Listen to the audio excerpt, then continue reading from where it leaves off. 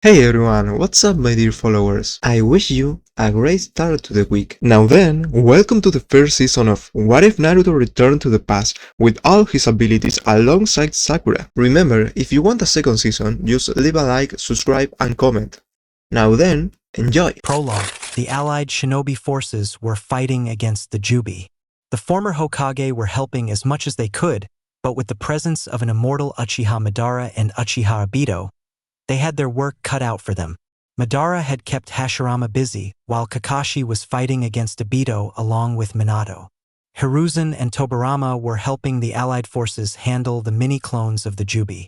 The rest of Team 7 that consisted of Naruto, Sasuke, and Sakura had summoned their respective summon bosses. The new Toad boss Gamakichi, Aoda the Snake boss, Katsuyu the Slug boss. The three summons were working in tandem with their summoners to restrain the main body of the Jubi and take out as many clones as they could. Naruto was clad in the Kyuubi chakra mode, his father giving him the other half of the fox's chakra, as he used the new abilities granted to him by the other Biju. Lava-filled Raisengans. Raisengans with cursed markings like Shikaku, the Ichibis and Raisin Shurikens with lava cores were being thrown about, liberally taking out large swaths of clones with every strike. Violet marking covered Sakura as the diamond marking on her forehead glowed violet. Healing in an instant from every injury she suffered. With every punch and every kick, she caused the mini-clones to explode from the inside. Sasuke, on the other hand, was ripping through his targets with a combination of Kenjutsu and Ninjutsu. Bursts of black flames, waves of powerful lightning, and a blade coated in lightning were ripping through the clones. Sasuke easily dodged his opponent's strikes with the help of his Sharingan. As the three ripped through their enemies, the rest of the alliance cheered them on.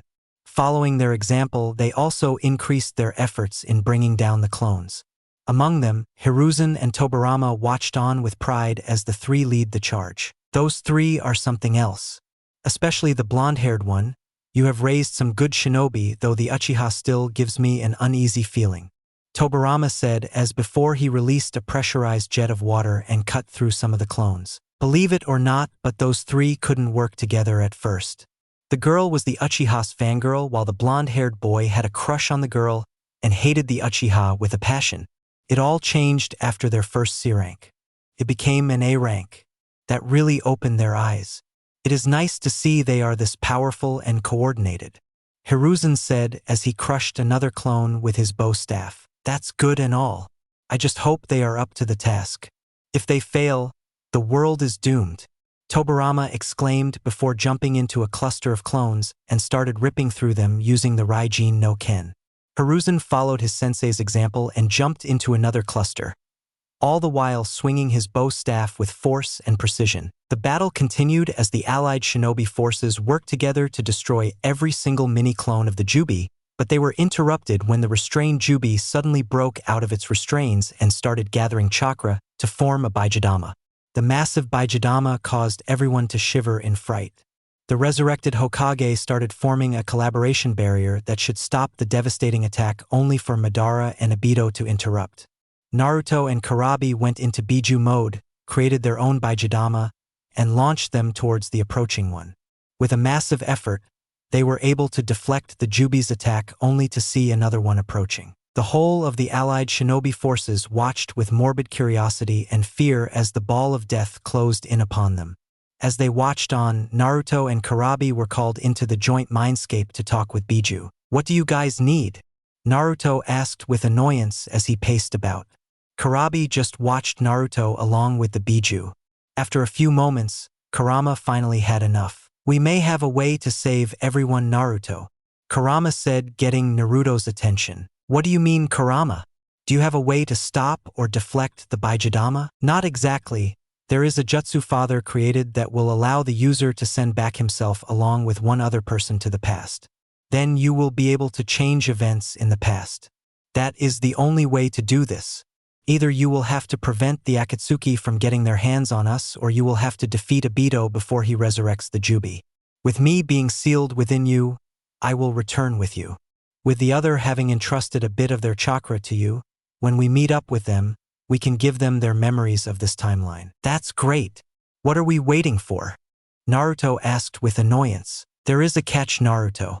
This is a one-time deal. You will not be able to use the jutsu again, so you will have only one try to fix everything. We want you to take back your pink-haired teammate with you. Karabi and Gyuki will keep the Jubi's Baijidama at bay while you use the jutsu. Do you understand? Sure thing, Karama, but I will go alone.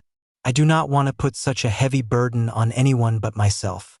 I will do whatever it takes to prevent this from happening again. Naruto exclaimed with determination. I will support you as well, Naruto. Make sure to teach Madara and Obito the consequences of disturbing the peace. Karabi said with a grin, not even rapping once. Naruto nodded as he fist-bumped with Karabi before they vanished from the mindscape. Sasuke had summoned his Susanoo and was firing arrows of black flame as he tried to shift the trajectory of the approaching Baijidama. Beside him, Karabi was in Biju mode, firing a barrage of Baijidama as well, trying to slow down the approach of the massive ball of condensed chakra. Everyone looked on hopelessly as the ball kept approaching, barely slowing down. At the front, right behind the two behemoths, Naruto was kneeling on the ground. He was in Kyuubi chakra mode, going through hand seals. Just as he was about to finish the seals, he felt someone's eyes upon him. Looking up, he saw Sakura watching him with curiosity. Don't worry, Sakura-chan. I will make sure that I stop this, even if it is the last thing I do, Naruto said, causing Sakura's eyes to widen in shock. He can't be thinking about sacrificing himself, can he?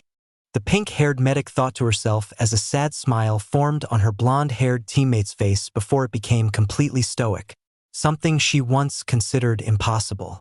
She watched as a cloak of violet chakra covered Naruto as he continued with the hand seals. Even though she was not a sensor, she could sense the massive amount of chakra Naruto was producing. She knew that he would not survive if he used that jutsu. Without thinking, she launched towards Naruto and clasped her hands around his neck, her body pressing into Naruto's back. Don't, Naruto.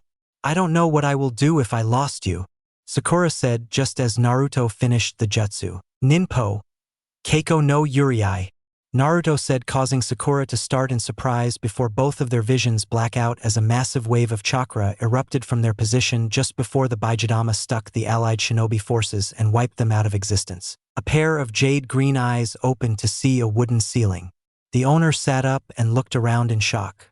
She realized she was in her old bedroom, one that was destroyed along with the rest of Konoha when pain attacked. Looking at the mirror on her dresser, she came face to face with a younger version of herself. Thinking that she was in a genjutsu, she gathered her chakra and released it in a burst in hopes of releasing the genjutsu. To her shock, the world did not even waver. What? This cannot be right. Am I dreaming? No, that cannot be right. The last thing I saw was Naruto using some kind of jutsu. I jumped on his back screaming for him to stop and that I do not want to lose him, and then he said the name of some kind of jutsu and then my vision went blank and I woke up here. Did I dream all of it up? Sakura thought to herself before shaking her head. That cannot be right as well. I can feel my chakra still at the level it was when I fought the Jubi, and I still have the influence on my forehead. The jutsu Naruto used must be the key to my situation. What was the name of the jutsu again? Oh right, it was Ninpo, Keiko no Yuriai, HM. Sakura hummed out, Ghosts of the Past. Interesting name. Does it send the user back to the past or more accurately merges the soul and chakra of the future self with the past self? If it does, then did I interrupt the technique so I came back as well? I need to find Naruto and ask him about the damn jutsu.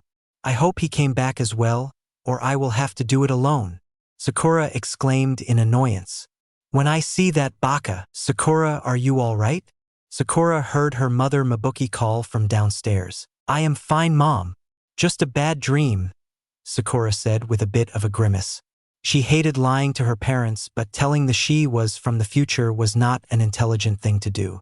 No, she would keep that information close to her chest until she met up with Naruto and understood what really happened. Then hurry up and get ready. You don't want to be late for your graduation exam, do you? Mabuki called, causing Sakura's eyes to widen in shock. Looking at the calendar above her bed, she saw that it really was the date of her graduation exam. Getting out of her bed, she used a kunai to cut her hair, took a short shower, and donned her red chipao and black shorts. She wrapped medical tapes around her right thigh and then tied her shuriken holster on it. She checked herself on the mirror for a moment before nodding. I need to get a medical supplies bag and see how good my Jutsu is before team assignments, but first the exams. Sakura exclaimed to herself before rushing down to the dining room. Mabuki looked up to greet Sakura a good morning only to stop short at her daughter's new look. Sakura-chan, you have cut your hair? That's right. I decided to stop chasing after Sasuke and start taking my career seriously. Having long hair would only causing me problems. Can you give me big breakfast as well? I have been reading a few medical book and saw that dieting would only make me a poor kunoichi. Sakura said with a smile, getting a smile from her mother. That's wonderful, dear, and good morning. Mabuki said as she happily gave her daughter a larger portion of breakfast. Morning, Mom. Ita de kamasu, Sakura said, clapping her hands before digging in. Within minutes, Sakura had demolished her breakfast. It was great, Mom. I will see you later, and with a Hittai 8 on my forehead. Sure you will, dear. Good luck. Mabuki said as Sakura put on her shinobi sandals and ran out of the house. Mabuki stared at the receding back of her daughter with pride. She finally became serious, huh? Mabuki turned to see her husband, Kazashi, standing behind her. She just nodded with joy. That's good. I was afraid we would be getting the news that she failed the True Genin test or that she died on a routine bandit extermination mission because she didn't take being a shinobi seriously. I am happy she has finally gotten over the Uchiha. He didn't seem too stable the last time I saw him. Kazashi nodded in agreement before turning to head into the house, Mabuki following him. Naruto woke up to the sight of his old apartment, the one he had not seen since he became the hero of the Leaf. Getting up, he walked into the bathroom and stared at his reflection on the mirror. He was a younger version of himself staring back. After a moment, he grinned. He had done it. He had come back. Now he only needed to know when. Quickly finishing his morning ablutions, Naruto walked into his bedroom and stared at the calendar he kept there. Seeing the date, he panicked. What? This graduation day. What should I do? Naruto exclaimed in horror. He had not planned to go back this far. He wanted to go back to the day of the bell test. Now he was a week before his target date and he had to go through everything with Mizuki again. Stop panicking, Gaki. Just pass with the Kage Bunshin and say that you learned it from seeing a Jonin or ANBU using it once. It's a common technique, though forbidden, so no one will think much of you learning it through imitation. Thanks, Kurama. You are a lifesaver. But what will we do with Mizuki? Now that I think about it, you can pick up a few more jutsu from the Forbidden Scroll. Why not let it play out as it did last time? You may not have the same physical condition as you had in the future, but your chakra levels and control is still at the same level. Then you have your Senjutsu to rely on. I am also with you, partner. You are not alone like last time, nor are you useless. You can play off your sudden increase in skill as playing possum until now. After all, a shinobi's greatest weapon is deception. That's a brilliant idea, Kurama, thanks. You better have breakfast and head out now. Naruto looked at the clock and saw that he only had an hour to have breakfast and then get to the academy. Nodding his head, he quickly prepared a cup ramen and had it for breakfast. He took a quick shower and then walked out wearing a small towel around his waist. Opening his wardrobe, he saw his orange tracksuit. He was about to take it out when a sealed box caught his attention. Taking the box out and placed it on his bed. Where did I put my ninja pouch and kunai holsters again? Naruto said as he searched his bedroom for his equipment. Took him a few minutes, but he finally found them under the bed. Ha! How did they get there? Oh well, at least I found them. Taking out a kunai, he channeled a bit of futon chakra into the kunai, causing a pale blue edge of chakra to form around the blade. With a single swipe, Naruto cut through the tapes on the box. Placing the kunai back in its holster, Naruto opened the box to reveal an ANBU style dress complete with a mesh shirt and pants, a custom burnt orange flak jacket, black boots, and a red haori with yellow lightning at the bottom. On top of the clothes was a pair of black equipment pouches, a dark red sealing supplies bag with a set of books for learning beginners, intermediate, advanced, and master-level Fuinjutsu written by his mother and father. Finally, there was a small scroll. Opening the scroll, Naruto began to read. Dear Naruto, I hope that you are doing all right. Sorry for not meeting you face to face yet. Let me introduce myself. I am your godfather, Jiraiya the Gamma Sannin. I am the spymaster of Konoha's spy network, so my work takes me all around the world. I never stay at a single place for long. I would have loved to raise you, but raising a child on the move is wrong. I heard from Sensei that you are taking the graduation exam for the 3rd time. I expect you to pass even if you are the dobe of the class. I was the dobe as well, but now look at me, the strongest of the Sannin. I will be home for the first time since before you were born within the year. I plan to meet you then. I have so much to tell you. In this box is a new uniform for you to wear on your graduation exam. There are books on Ninjutsu and a sealing supplies bag. Start out small. I am told by my summons that you like orange. I hope that you like flak jacket and the haori. Your parents used to wear similar clothing. They were masters of Ninjutsu. I hope that you like my gift as much as you like the wallet I sent you. Always stay true to your heart and remember, being a shinobi means to endure. Your absentee godfather, Jiraiya, P.S. This should reach you on the day of the graduation exams. So good luck, kid. Make your parents and me proud. After finishing the letter, Naruto started to cry. His master and godfather had always looked after him, sending him gifts and looking out for him, and because of his impatience, he never knew. How did he even miss the box? He didn't know. But just believed that last time he was too excited planning and executing the prank, so he must have missed it. Letting the towel fall to the ground, Naruto was about to pull on a pair of black boxers when Sakura appeared in his bedroom in a shunshin. Both dumbly stared at each other for a few tense moments before Naruto screamed and fell over while trying to pull up his boxers. Sakura just shook her head and turned around. Get dressed, Baka. Then we need to talk, the pink-haired medic said, causing Naruto to stiffen before quickly donning his boxers. Standing up, he quickly put on the clothes Jiraiya gave him. I am done. You can turn now, Naruto said as he zipped up the flak jacket. Sakura turned to see Naruto wearing ANBU-style black pants, black undershirt over mesh armor. His flak jacket left slightly open in the chest with his haori on his shoulders. Black boots with his pants tucked into them.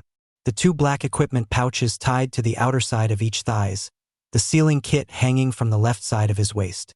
The goggles he wore kept his long messy hair from falling on his face. You look handsome. If you let your hair grow out a bit and pull it up in a ponytail, you will look just like your father, Sakura said, causing Naruto to blush in embarrassment but grin in joy. Thanks, Sakura-chan. But why are you here? How did you get here? I jumped on your back just as you finished your jutsu, Gomen. But I think that I caused you to mess up, Sakura said with a slight lowering of her head. Not really. Kurama actually wanted me to bring you back anyway. I just didn't want to burden you. Sakura seethed at that. She was not some wallflower that needed protection. She was the apprentice of the Godame Hokage, Senju Tsunade. She did not need protection. Who do you think you are, Naruto? Are you worse than scum? You would abandon me just so that you will not feel guilty of burdening me when I could help. I am a proud kunoichi of Konoha. I will endure anything to see Konoha keep standing, even if I have to kill Sasuke myself. Therefore stop being so selfish and let me help you. You have protected everyone enough times. Let me protect you for a change. But that won't happen now. We can save Sasuke and you can be with him, Naruto said with a bitter grin that did not go unnoticed by the pink-haired girl. Inside her heart, she felt sad at Naruto's final words. That's right, but we have to pass the graduation exam first. I just wanted to ask you what you would do. Will you let it play out like last time? I read the report when I was helping Tsunade-sama with filing some of the old mission reports. Naruto nodded in agreement. We shouldn't change much yet. I can even squeeze out a few more jutsu from the scroll this time. They may be helpful in the long run. Sakura nodded in agreement. That's a good idea. So what is your plan on explaining away our sudden increase in skill? Kurama suggested that we say that we were holding back in the academy. After all, deception is the greatest weapon for shinobi. We were just following that saying. Sakura nodded in agreement. What about your sudden change in clothes? They were here last time as well. I had just missed them in the commotion of the prank. Since I did not pull the prank this time and since I have better observation skills now, I saw the box they were in. They are a gift from Erosenin. It seems that he is my godfather. He also sent me Gamachan. Alright, now how about we head to the academy? After the exams, I will head home and wait until nightfall before sneaking out and meeting you at the cabin Mizuki will suggest. When Irika-sensei finds us, we can say that we were training like usual. That will throw off a bit of suspicion from everyone about our skills. They will think that we did that regularly and that the cabin is our meeting place. I can help heal you and Irika-sensei if either of you gets hurt. What do you say? That's fine. We may not have our physical abilities on par with our future bodies, but our chakra abilities are the same. I still have access to Kyubi Chakra Moto and Senjutsu. Sakura nodded in agreement just as Naruto's alarm clock rang, showing that they had less than 15 minutes to get to the exam. Panicking, both of them vanished in a swirl of leaves. Ha! Where is Forehead? I thought she would be here by now, Ino said before seeing an empty seat beside Sasuke. With a squeal, Ino quickly took the place before anyone else could. Good morning, Sasuke-kun. Are you ready for the exam? Sasuke just kept staring out of the window, ignoring Ino when he saw Naruto and Sakura appear in swirls of leaves on two opposite branches of the large tree, standing tall in the middle of the training field. Sasuke just raised an eyebrow in surprise at Naruto and Sakura's new fashion sense. Well, more on Naruto's new clothes and Sakura's new haircut. He saw the two look about before jumping down to the ground and making their way into the academy. That's surprising. I did not think those two had such skills. Their demeanor showed glimpses of an experienced shinobi. The same demeanor I had seen in all the ninja from my clan. I better keep an eye on them. Forehead. What is with the new hairstyle? Are you trying to impress Sasuke-kun? Then you are failing. Ino screamed when she saw Sasuke stand up. Turning her head, she saw Sasuke staring at Naruto and Sakura with an unreadable expression on his face. What's wrong, Sasuke-kun? HN. Sasuke grunted before he vaulted over the bench and landed right in front of the two. You two have been hiding your skills, Sasuke stated, getting surprised looks from everyone in the classroom. Sakura and Naruto started in surprise before Naruto spoke up. So what? What does that have to do with you? Sasuke narrowed his eyes for a moment, sizing them up. After a few moments of tense silence, the Uchiha heir nodded to himself. I want to know how you got this strong and why would you hide your skills? I always ate my spinach. It helps gain great strength, Naruto said with a mocking grin, causing Sakura to stifle a laugh. Sasuke stared in shock at Sakura's different behavior. Normally, she would have come to his unneeded aid, screeching. This time, it seemed that she was laughing at him. This caused his interest in her to increase. Naruto Baka, tell Sasuke-kun how you got this strong. All of Sasuke's fangirls, excluding Ino, screamed. The Yamanaka heir stared at Sakura and Naruto with surprise and suspicion. From the other side of the room, the pale eyes of the Hyuga heir stared at them with a frown gracing her usually serene face. A ninja never reveals their hand to even their comrades. How we got this strong doesn't concern anyone but ourselves, Sakura said, getting strange looks from all the clan heirs. What? Don't you hate Naruto? One of the civilian family kids asked, getting a laugh from the pink-haired medic. Not really. I just do not like his idiotic behavior and him asking me for dates all the time. Other than that, he is a good friend. Though he can be a moron at times, he is still someone precious, Sakura said, getting shocked looks from everyone including Sasuke. Since when did you two become so chummy? Kiba asked with a frown. Akamaru yipped in agreement with his master. We have been friends for years now. We just kept it hidden. Now that we are about to become genin, we decided to reveal our true selves. Any more questions? Everyone get back to your seats. Irika-sensei and Mizuki-sensei is here, Naruto suddenly said, causing everyone but Sakura and Hinata to look at him with skeptical looks. Just as Ino was about to refute him, Irika and Mizuki walked into the room. All right, everyone, get to your seats. The graduation exam starts in 10 minutes, Irika said, causing everyone to scramble for his or her seats. And Naruto, you look good. Why didn't you ever wear these clothes before? Because they were a gift I received this morning. I liked them, so I decided to make them my official ninja clothes, Irika nodded as he and Mizuki started handing out the tests. Sakura, Naruto, and Hinata were sitting on the same bench at the back of the classroom. "Hey Hinata, good luck with the exam," Naruto said, causing her to blush and stutter. "Thanks, and our Naruto-kun. Good luck as well." Naruto just nodded as he took the paper Mizuki handed him. "All right everyone, you have 1 hour to complete your written exam. Any cheating and you will fail. Now start," Irika said, causing everyone to turn over their papers and start writing down their answers. "All right everyone, now we shall do the physical exams. There will be a taijutsu spar, an obstacle course, and shuriken jutsu test. For the taijutsu spar, you will have to survive for 5 minutes sparring with one of the Chunin sensei or knock your sensei out. To pass the obstacle course, you have 3 minutes. For shuriken jutsu, 5 kunai and shuriken will be handed to you. You will have to have a minimum aggregate score of 6 to pass. Now as I call your names, please come up, take your shot at the obstacle course," Irika said before he started calling name in alphabetical order.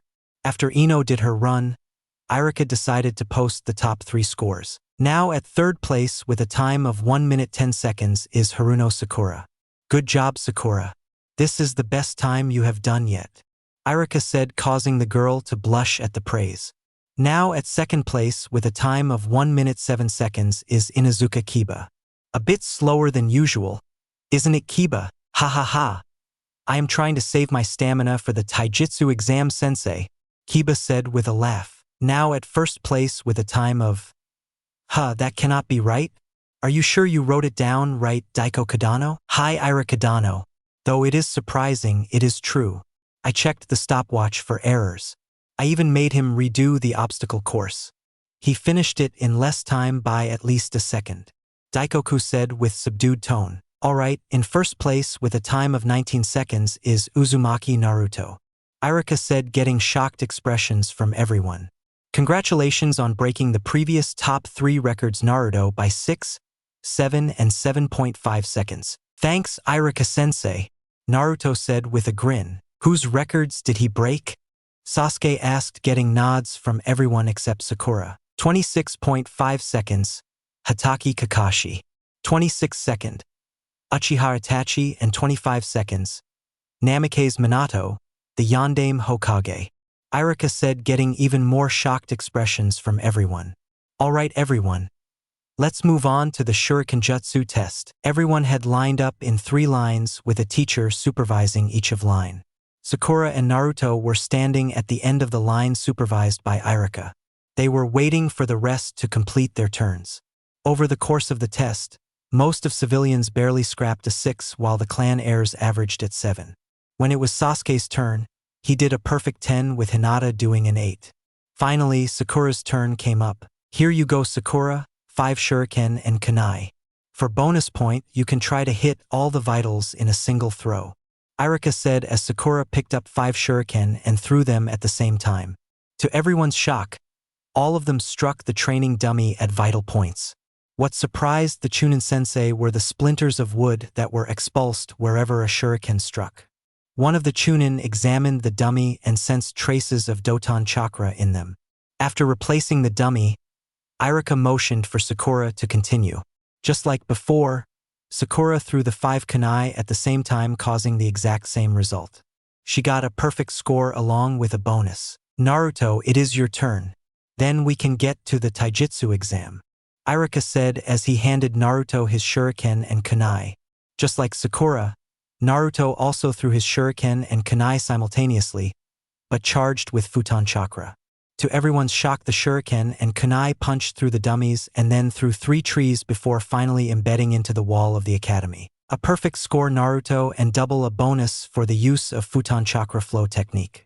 Now, let's head to the taijutsu exam, Irika said as the group followed their sensei to the next exam. The taijutsu exam was a simple affair. Many did not do well, barely surviving the required 5 minutes.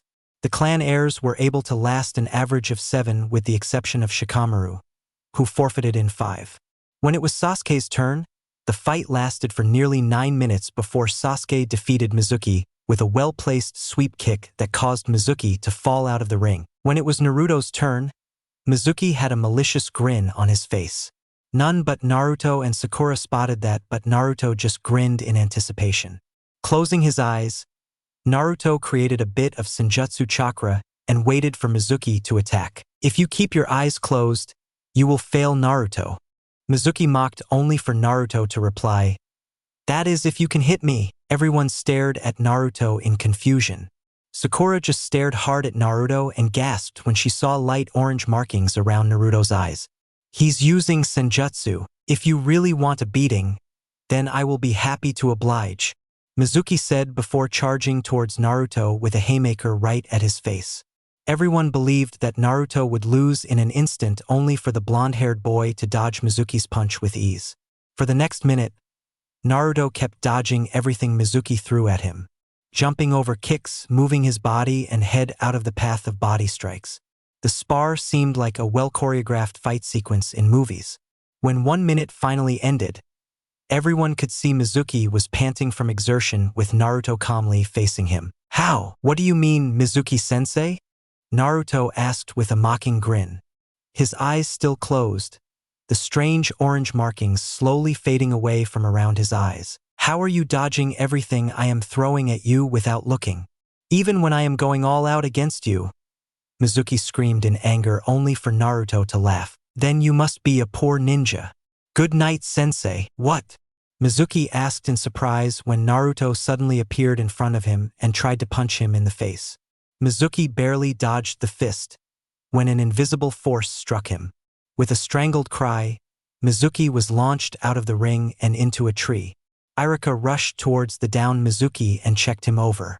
Seeing that Mizuki was only knocked out, Irika motioned for a couple of students to take Mizuki to the infirmary. "Naruto, I want to ask you something, and I want you to be truthful. How did you dodge all of Mizuki's attacks, and how did you throw him out of the ring when you missed? If you used any ninjutsu, I will have to fail you. If you lie, then I will fail you as well. Ninja sparring is a sacred ritual. I will not have you sully it," Irika said with a grim expression. "I manipulated my chakra into an invisible cloak around me. It allows me unprecedented sensory abilities. With the sensory abilities, I can predict my opponent's next move. I can also manipulate the cloak to hit my target if I miss. That is what happened. If I had used enough chakra, Mizuki-sensei's face would have been smashed in," Naruto said, getting shocked expressions from everyone except Sakura. "He is telling the truth, sensei. I saw the cloak of chakra around him with my Byakugan." Everyone turned to see Hinata speaking while blushing. Irika stared at Hinata for a moment before nodding. "All right, Naruto, you pass.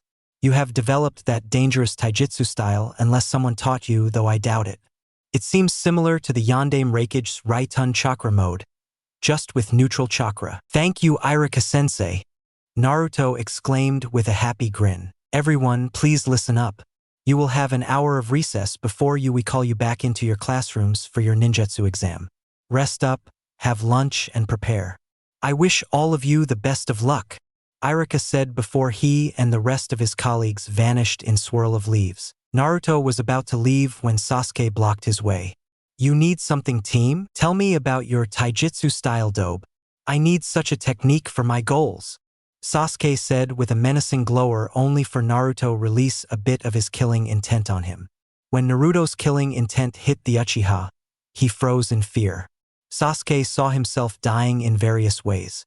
After a moment, the pressure subsided, causing the Uchiha to pant out, "What was that? A bit of killing intent and you are reduced to a shivering mess."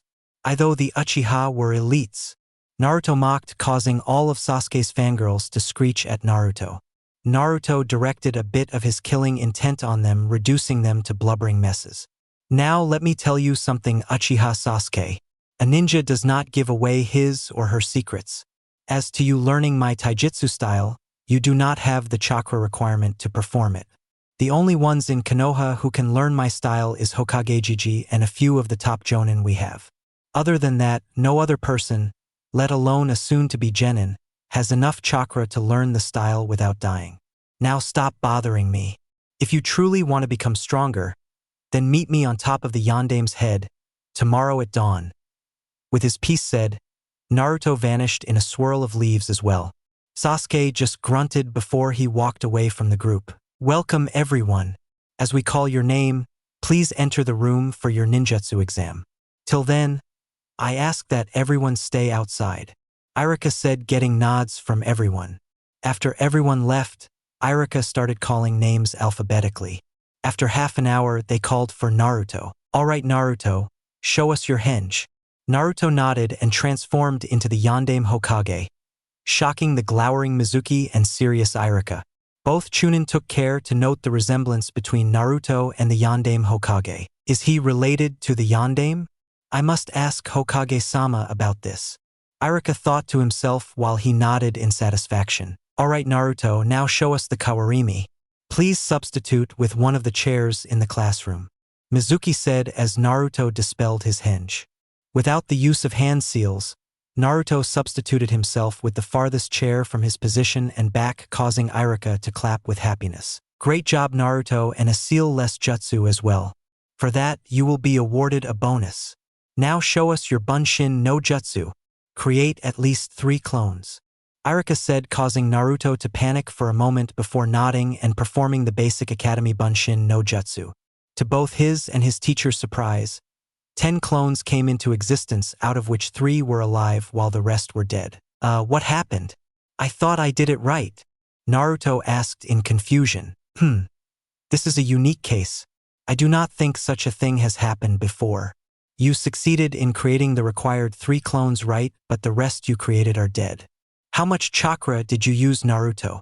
Irika asked with a confused expression. The barest minimum I can. Why, what happened? Naruto asked with confusion and dread. Naruto, I want you make the ram seal and channel as much chakra as you can. I want to test something. Irika exclaimed with Mizuki giving off an irritated aura. Naruto nodded and started channeling as much chakra as he could without tapping into Kurama's chakra. Around him, a huge aura of blue chakra formed as cracks appeared on the floor under his feet and around him. A strong wind formed as well, causing Irika and Mizuki to shout at him to stop. Outside, all of the genin hopefuls along with the Hokage felt the massive chakra signature. What's emitting such a massive chakra signature? It's centered on the academy. Hiruzen thought before he stood up. ANBU, I am going to the academy. I want you 4 to be ready for anything. Hiruzen said before he, along with his hidden ANBU, vanished in swirls of leaves. After Naruto stopped channeling his chakra, he looked around to see the devastation that had happened. He sheepishly rubbed the back of his head as he saw the cracks on the floor and the chairs closest to him lying broken on the ground. I think I see what the problem with your Bunshin is, Naruto. You have excessively much chakra to perform the academy standard jutsu. I will say that you have good chakra control for the size of your reserve though. The jutsu should have failed completely instead of being a partial success. Irika said just as the Hokage and his ANBU entered the classroom. Hokage-sama, Irika exclaimed as he and Mizuki stood up. Hey Gigi, how you been? The Hokage nodded a greeting before surveying the scene. He carefully observed the carnage and the traces of chakra left from Naruto's previous show. After a moment, he nodded to himself. What happened, Irika? Who was the source of such dense chakra? Ano Hokage-sama, it was Naruto. After he performed the Bunshin no Jutsu, we saw that 3 were perfect while the rest 7 were dead. After thinking about it, I asked him to make the ram sign and channel as much chakra as he could. The chakra signature you felt was the result of Naruto following my order. Your thoughts on the result? I conclude that he has as much, if not more chakra than you, Hokage-sama. He will never be able to perform the Bunshin no Jutsu satisfactorily. He will need a more chakra-intensive Bunshin to pass, probably an element-based one. Irika reported with Mizuki nodding in agreement. Alright then, Buta, get me a chakra litmus paper. We shall see what type of Bunshin Jutsu young Naruto-kun has an affinity to. The Hokage commanded, causing the pig-masked ANBU to vanish in a swirl of leaves. Turning his attention Naruto, Hiruzen was surprised at the boy's new attire. You look like a shinobi, Naruto-kun. When did you get it? My godfather sent it to me this morning through his summons, along with these books on Fuinjutsu written by Uzumaki Kushina and Namikaze Minato. Najiji, I was meaning to ask, have I any relation to Uzumaki Kushina? She wrote that some of the theories she was writing were used by her clan. Hiruzen started at what Naruto had asked. Even the ANBU, Irika, and Mizuki were attentively listening to what he would say. After a moment, Hiruzen sighed. You are related to her. After all, she was your mother. I had planned to keep it secret until you made Chunin. Kumo had an unhealthy interest in her and her lineage. I feared that if they knew that you were her son, they would try to abduct you as well. Naruto nodded with a happy expression on his face. So Kumo has tried to abduct a clan heir before the Hyuga incident? Irika said before he blushed in embarrassment at Hiruzen's attention. Seeing the fidgeting Chunin, Hiruzen just nodded before turning his attention back to Naruto. The Uzumaki clan was distant cousins of the Senju clan. They had their own village, Yuzushigakure no Sato. We were allies through the marriage of the Shodai Hokage and Uzumaki Mito, the then heiress of the clan. Mito-sama was your mother's great-aunt. You have inherited their will, Naruto-kun.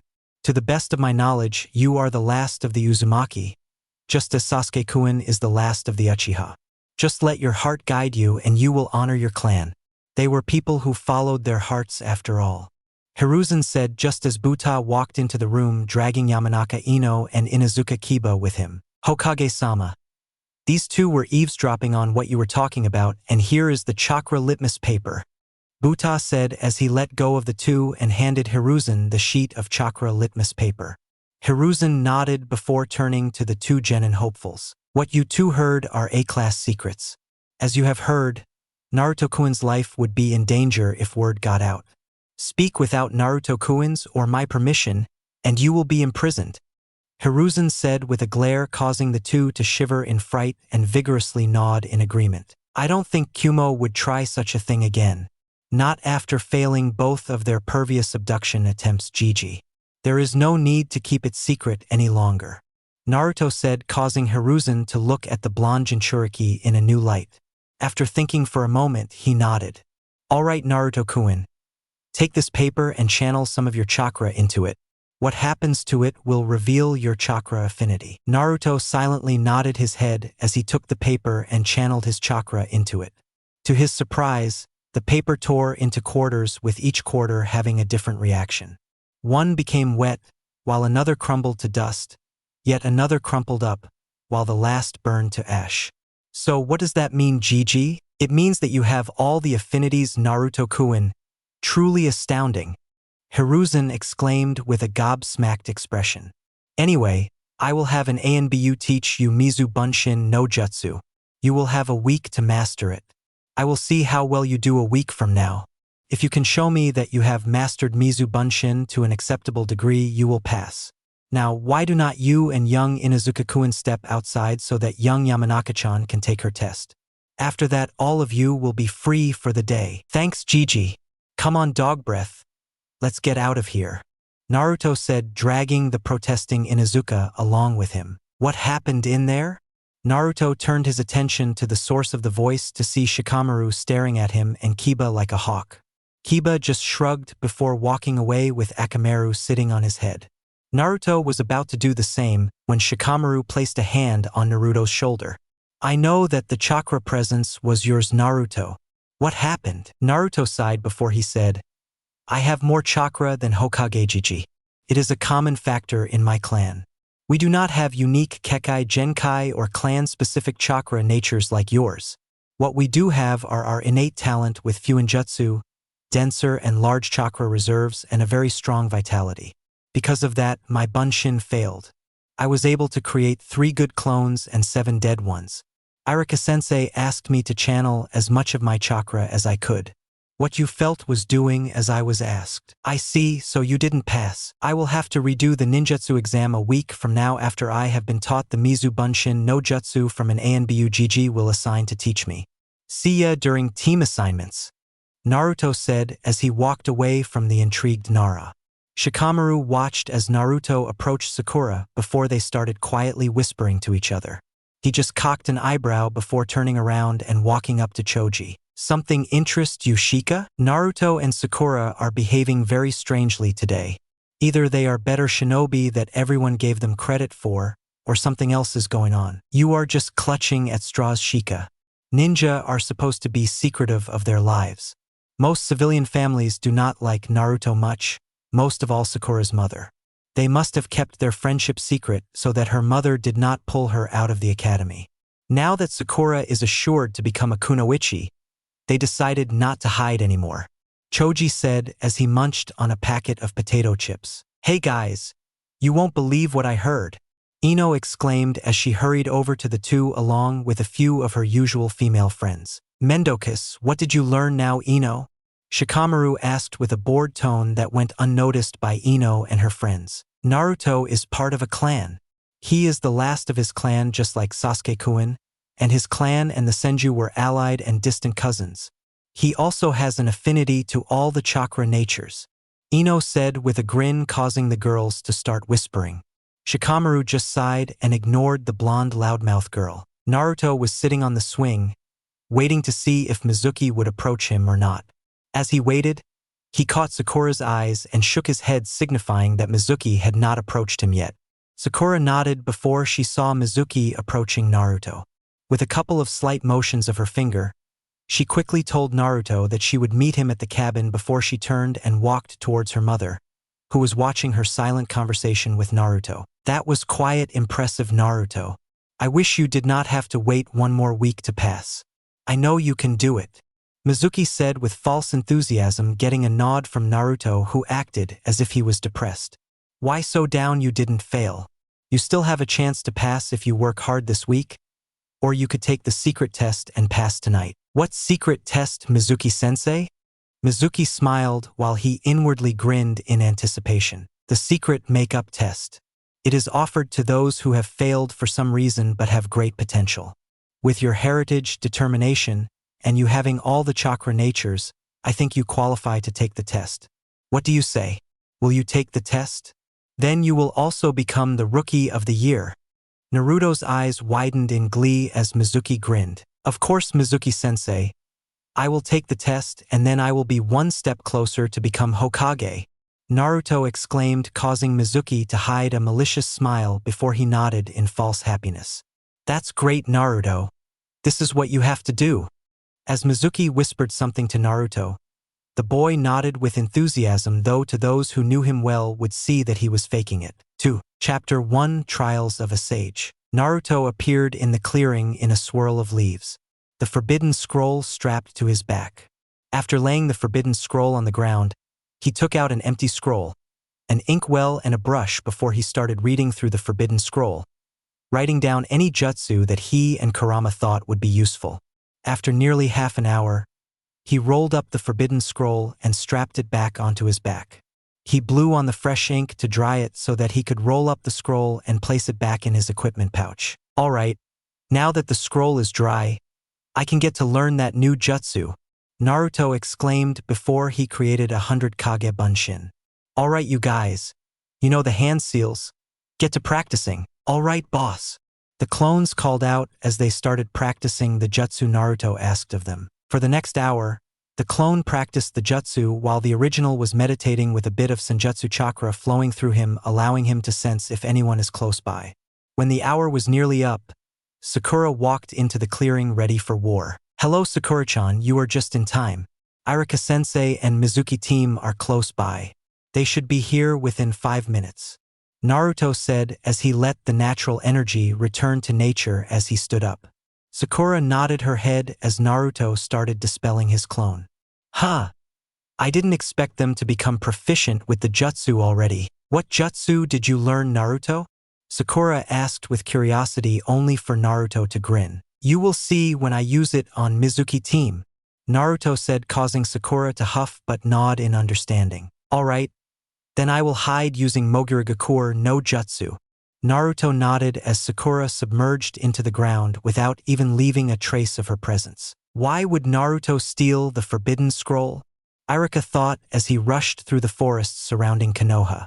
As he was passing close by to an abandoned cabin, he sensed Naruto's chakra signature. Changing his direction, he quickly rushed towards Naruto for an explanation. Within a couple of minutes, Irika appeared on the branch of a tall tree, and saw Naruto creating a few Kage Bunshin before dispelling them, and again creating a few before dispelling them again. "Naruto, what are you doing?" Iruka called out as he jumped down from the tree and landed beside the blonde-haired Jinchuriki. "Iruka-sensei, I found you!" Naruto exclaimed only for Iruka to shout out, "Baka, I am the one who found you. What were you thinking stealing the forbidden scroll of sealing?" But Mizuki-sensei said that if I could steal it and learn a jutsu from it, I would pass and become the Rookie of the Year, Naruto said with confusion, hoping that Iruka will not realize that he was faking being confused. After all, he already knew the test was a lie. "Mizuki, but why would he say something like that?" Iruka said before he heard the sound of a shuriken flying towards them. Iruka looked up to see a Fuma shuriken flying towards Naruto's back. Naruto was about to jump away when Iruka pushed him out of the way, the Fuma shuriken digging deep into Iruka's chest. Coughing up blood, Iruka glared up at Mizuki. "So that was your plan, Mizuki? Have Naruto steal the forbidden scroll, then you come by and kill him? Do you hate him that much?" Mizuki laughed at that. "You are naive, Iruka. It is not that I hate the Gaki. In fact, he and I are a lot similar. Like me, he took the first chance to become stronger. I will take the scroll after killing you two and then head to Orochimaru-sama. He shall then grant me great strength." Iruka and Naruto frowned as Mizuki declared that, "I won't let you get the scroll, team. I hate traitors and you will die your treachery." Naruto screamed as he threw a futon chakra-coated kunai at Mizuki, who just leaned back, letting the kunai punch through the tree trunk behind Mizuki. "Naruto, have you wondered why the village seems to hate you?" Mizuki said with a sick grin, causing Iruka to panic while Naruto put on a curious look. "No, Mizuki, you mustn't. It is forbidden," Iruka called out before he coughed up a bit of blood. "Let me tell you then, you are the Kyuubi no Yoko. You are the demon fox that attacked Konoha 12 years ago," Mizuki said, expecting Naruto to freeze up. Unfortunately, for the traitor, Naruto just lowered his head, causing his bangs to cover his eyes. After a moment, a small chuckle left Naruto, causing both Chunin to stare at the blonde Jinchuriki in shock. "You really don't understand Fuinjutsu, do you, team? Moreover, we have known about the Kyuubi for a long time now. Isn't that right, Sakura-chan?" Naruto said, causing both of the Chunin to look at him in confusion. "What do you mean, Naruto? Sakura isn't here," Iruka said just before the ground under Mizuki exploded with the pink-haired Kunoichi emerging from the newly created hole with her fist cocked back. "Seichei," Sakura chanted as she struck Mizuki with a chakra-enhanced punch, launching the traitor back before he puffed into smoke, revealing a splintered log. Using a quick shunshin, Sakura appeared beside Iruka. "Hold on, Iruka-sensei. I will heal you up." Before Iruka could even protest, Sakura pulled the Fuma shuriken out and placed a green glowing hand on the wound. Iruka looked surprised but smiled when the soothing feeling of the Iryo chakra permeated the wound, causing it to heal up quickly. After Iruka was healed up, Sakura turned to Naruto and asked, "Naruto, where's the team?" "He is on the tree at 9 o'clock from our position," Naruto said, as the sides of eyes were pigmented orange again. His sclera was now yellow and his pupils were horizontal bars. Sakura nodded before she rushed towards the tree and with a single punch, caused it to fall as the punch reduced the base to tinder. "How is she this string?" Iruka asked in awe as he watched Sakura take down the large tree with a single punch. "If I am not mistaken, it seems to be like Tsunade-sama's famed super strength technique." "That's exactly what it is. Sakura-chan has perfect chakra control.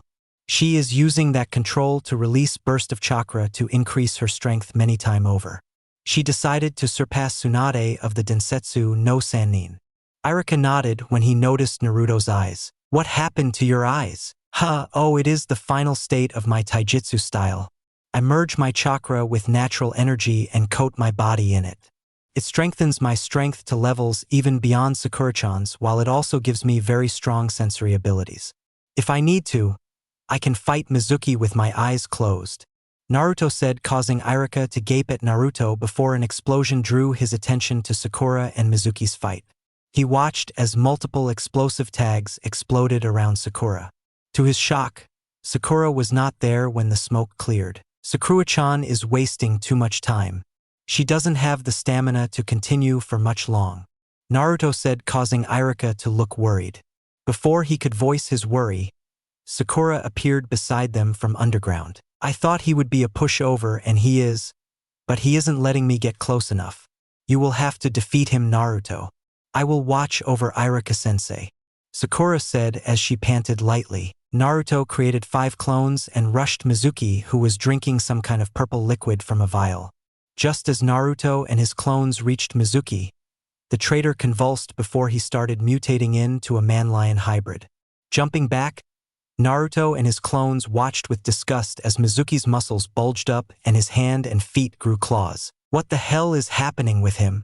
Irika asked, only for Mizuki to give of a demonic laugh. This is just a bit of the power Orochimaru-sama has offered me. Now all of you will die here, Mizuki said before he rushed towards Naruto and his clones with increased speeds. Just as Mizuki was about to bring down his clawed hand at Naruto, a clone kicked the mutated Mizuki away as the original was weaving hand seals. What will a puny jutsu do to me? Mizuki called out, seeing Naruto weaving hand seals.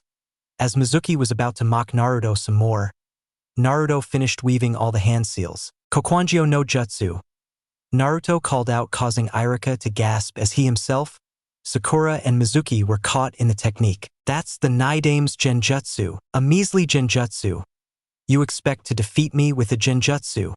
Mizuki called out as he brought his hands into the ram seal and released a pulse of chakra while calling out, Kai. To the man's surprise, the genjutsu was not being dispelled. What is happening?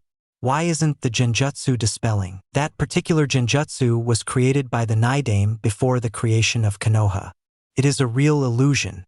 Even the vaunted Sharingan or the all-seeing Byakugan are blind under the effects of this technique, Naruto said as he rushed towards the blind Mizuki and proceeded to beat the man unconscious.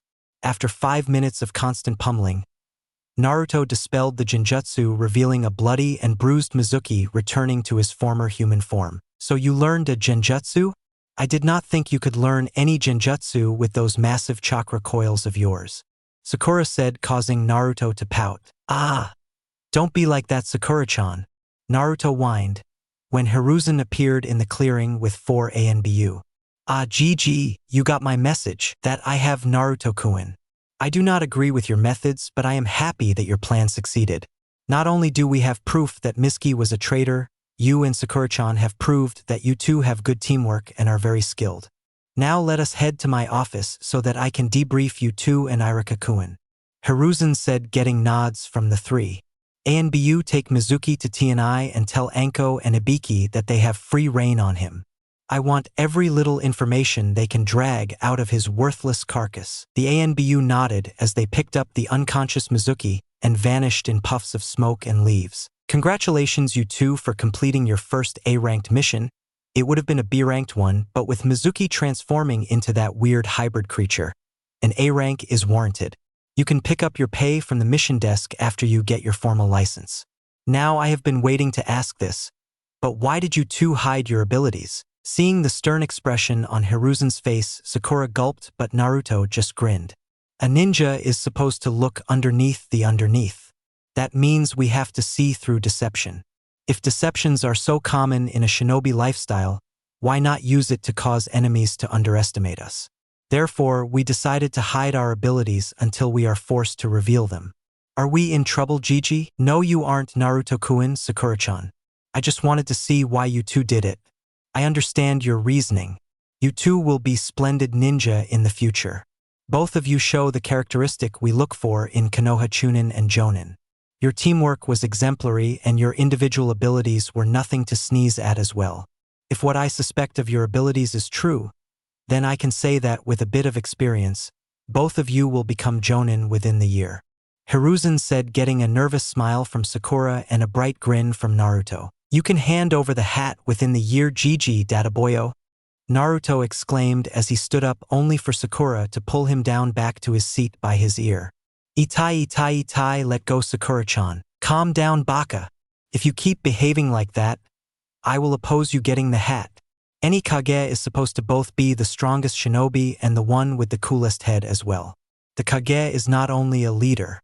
He or she is also a diplomat who helps keep the peace between the villages though talks.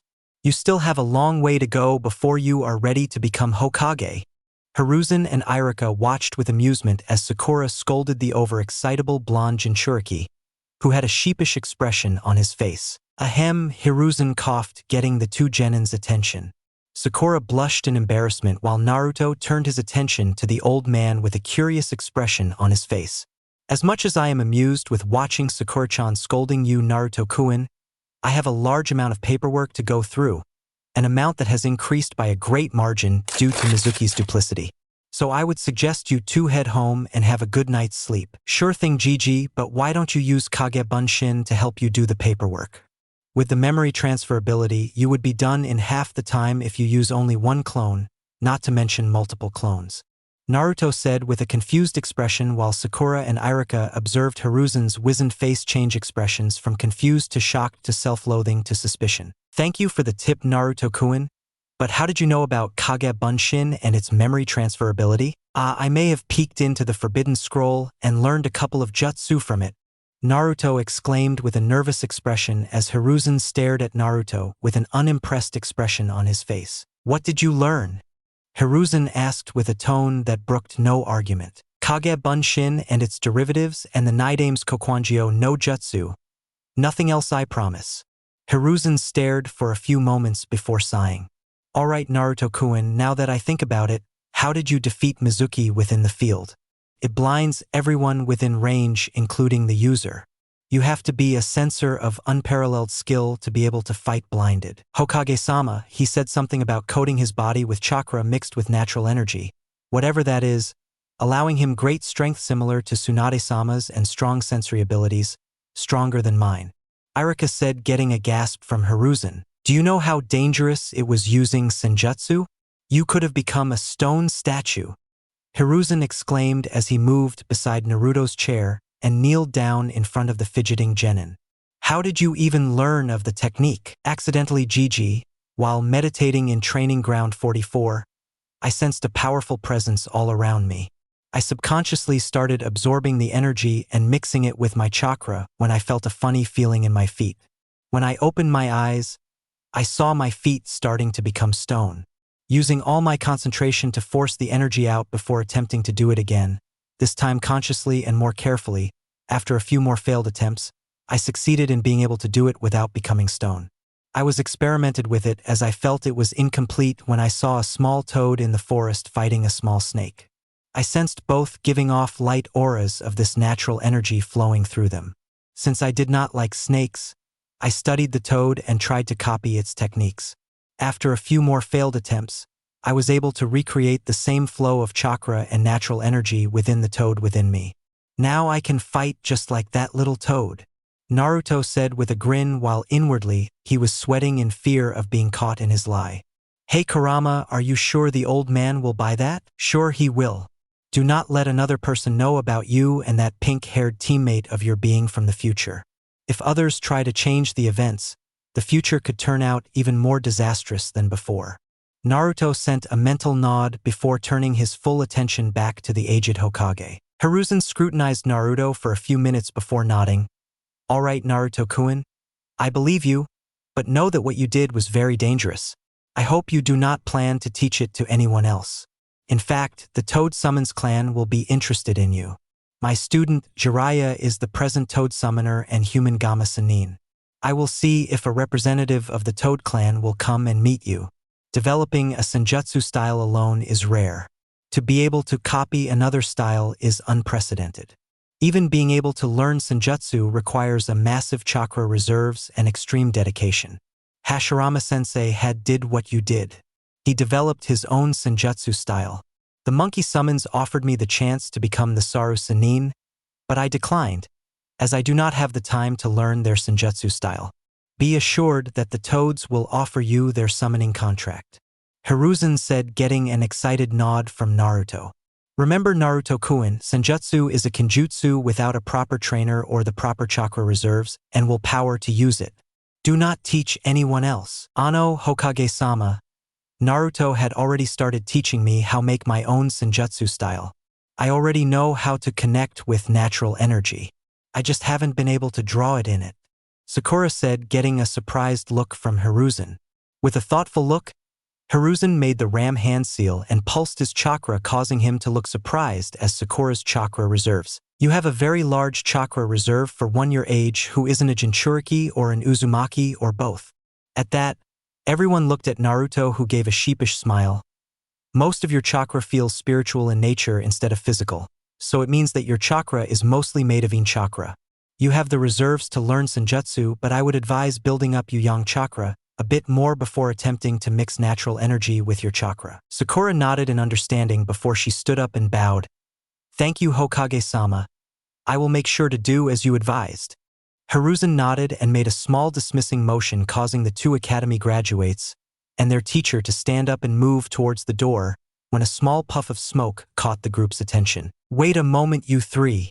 Gamaharu, what have you come here for at this time of night? Hokage-sama, I bear a message from Jiraiya-sama. Here is the scroll he entrusted to me. A small brown toad said as he handed Hiruzen a wrapped scroll, who took it with a small thank you. I shall be leaving now, have a nice night. Wait, Gamaharu, I have need of you. Young Naruto-kun there seems to have developed a Senjutsu style similar to your clan style Senjutsu. I want you to inform your sages and leader and see if they are interested in meeting with him. Hiruzen said, causing Gamaharu to look at Naruto in shock. Child, would you please go into Senin Moto? I need to see if it is true. Naruto nodded and calmed himself before he started drawing in the natural energy around him and mixed it with high chakra. Orange markings formed around his eyes that had turned yellow with orange bar-like pupils. Gamaharu observed the young blonde Jinchuriki for a few moments before he summoned an old green toad with gray beard, a cloak, and a wooden staff. Gamaharu, why have you summoned me at this time of night? The old toad asked, only to see Naruto in his Senin Moto. You child? Who are you? How did you learn our style of Senjutsu? I am Uzumaki Naruto, the future Hokage, Dadaboyo. The old toad nodded. I accidentally created an incomplete form of Senjutsu, which I then perfected after seeing a toad and a snake using Senjutsu fight in Training Ground 44. Since I do not like snakes, I recreated the same flow to the toads. Am I in trouble, Gamajiji? The old toad stared at him with a scrutinizing expression before he hopped onto Naruto's shoulder and stared at his eyes. After a few moments, the toad nodded to himself and jumped back to Hiruzen's desk. You have an unconventional prodigy here, Hokage Dano. Jiraiya has kept an eye on the child from time to time through us. We all know that he is not a good shinobi, but he has determination similar to Jiraiya-chan himself. He has been hiding his abilities, it seems, along with the pink-haired girl. His present reserves are rival that of Senju Hashirama at his prime. The girl has a greater reserve than Tsunade-chan's when she fought Hanzo. These two shall be great in the future. I think so too, Fukasaku Dano. What will you do with Naruto-kun? I thought that you and your clan deserved to know that he created a copy of your style. His one is still crude to a certain degree. I will talk to Gamabunta and see if I can get him permission to sign our contract. It should not be a problem, and I am sure that Jiraiya-chan would offer him the same in the future. Meet me at Training Ground 9 the day after tomorrow at noon. I want to see how far you are along with your mastery of our Senjutsu style. Bunta will be there along with my wife to evaluate your worth. If you impress all three of us, I will take over your Senjutsu training personally and make sure that you become in tune with nature to the same degree Senju Hashirama was. What do you say? I would be honored, Gamajiji. Call me Pa Naruto-chan. I am sure that you and the Toad clan will become close. Naruto nodded in agreement as he grinned. Then I shall be off. Good night, Hokage Dano, and I hope that you don't mind us using Training Ground 9 2 days from now. Not at all, Fukasaku Dano. In fact, I and Enma would love to watch you evaluate him. The old toad nodded before he disappeared in a puff of smoke along with Gamaharu. All right, off to bed with you two and Irika. I want you here after lunch tomorrow to discuss potential teams. With the new revelations, the teams may need to be readjusted. Ano GG, what about my makeup ninjutsu exam? I learned the Kage Bunshin, so shouldn't I have already passed? Naruto asked, getting a surprised look from Irika and Hiruzen After composing themselves, both nodded to the young blonde Jinchuriki. That you do, Naruto-kun. You have mastered the hardest variant of the Bunshin no Jutsu. Come back here tomorrow for your headband. Ano Hokage-sama, if I may? Iruka asked, motioning to his own Hitayate, causing Hiruzen to nod in understanding. Iruka turned to Naruto. Please close your eyes, Naruto. Sakura watched as Naruto closed his eyes and waited. Iruka took off his Hitayate and then placed it on Naruto's forehead and tied it at the back. Congratulations, Naruto. As of this moment, you are a proud shinobi of Konoha. Wear my old Hitayate with pride. I know you will honor the meaning it holds to a ninja of the leaf. Thank you, Iruka-sensei. I promise to make you proud, Naruto said with tears in his eyes. Beside him, Sakura watched with pride and hidden affection. Ahem, I think that you three must be going. I will quickly handle the paperwork and head home as well, Hiruzen said, causing the three to blush before nodding and vanishing in swirls of leaves. Hiruzen smiled before he created Tenkage Bunshin and started going through the mound of paperwork. Why have you called me here, elders? A gigantic red toad asked as he hopped into a shrine-like building where an equally gigantic yet extremely old toad sat with two smaller toads sitting beside the old one. I called a meeting between you and the elder due to a human child who has gained my attention, Fukasaku said, getting a surprised looks from the female toad and the gigantic red toad. The old one ignored everything happening around him. Why has a human garnered you attention, Elder Fukasaku? The red toad asked with surprise, getting a laugh from Fukasaku. Why wouldn't he Gamabunta? He created an incomplete Senjutsu style, and then after observing a fight between one of our own and one of Manda's in the Forest of Death, he recreated the same flow of Senjutsu chakra we use. He even showed me that he was able to go into Sennin Moto without help. I have asked that we spar 2 days from now at noon at Training Ground 9 in Konoha. I want to see how far along he is. I wanted to ask you two to help me evaluate his abilities. Who is the child? Pa. Minato-chan's son Ma. From the reports, he may seem an idiot without talent, but it seems that he and his friend has been hiding their true abilities. A true prodigy, if I say so myself. Either that or he learns kinesthetically instead of reading about it. If it is the second one, then he may have trouble learning about Fuinjutsu. It would be a shame if he can't learn Fuinjutsu. Both his parents were great masters of that nearly lost art, Gamabunta said, getting nods from the two elders while the large elder seemed to be sleeping. So what do we do about the boy? Do we wait until Jiraiya-chan gives Naruto-chan the chance to sign the contract, or do we offer it to him? Ma asked with confusion, getting thoughtful looks from Gamabunta and Fukasaku. Let us evaluate him first. Then we can think of offering him the contract, Gamabunta said, only for a cough to get their attention. They turned to see the extremely old toad cough and sit up straight. Great Elder, Fukasaku asked with trepidation. The Great Elder never gets himself directly involved with clan matters unless he gets a vision. Fukasaku was afraid of what the Elder had seen now. Tell me, does the child have blonde hair, blue eyes, and whisker marks on his cheek?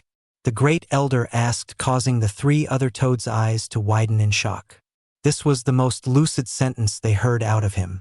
Not even the toad sages, Ma and Pa, had heard him ever being lucid. Yes, he does, old geezer, Ma said with a shocked face, getting a small chuckle out of the old toad. Good, good, that is very good indeed. We have found the Yajin no Ko. Offer him the contract outright. I shall take him in as my apprentice as I had Hagoromo, the Great Elder said, causing the other three toads to gape at the old toad. Not in living memory did anyone know of the Great Elder taking an apprentice. Of course, Great Elder, the three toads exclaimed in unison. And call the present toad summoner here as well. I wish to speak with him. Last time I spoke with him, I was too deep in a trance to tell him all that he needs to know. I want him here by tomorrow morning. Moreover, I shall be evaluating him the day after tomorrow, so I shall go with you, the Great Elder said, getting shocked expressions from the three toads who just nodded in a stupor. Then go, I must sleep.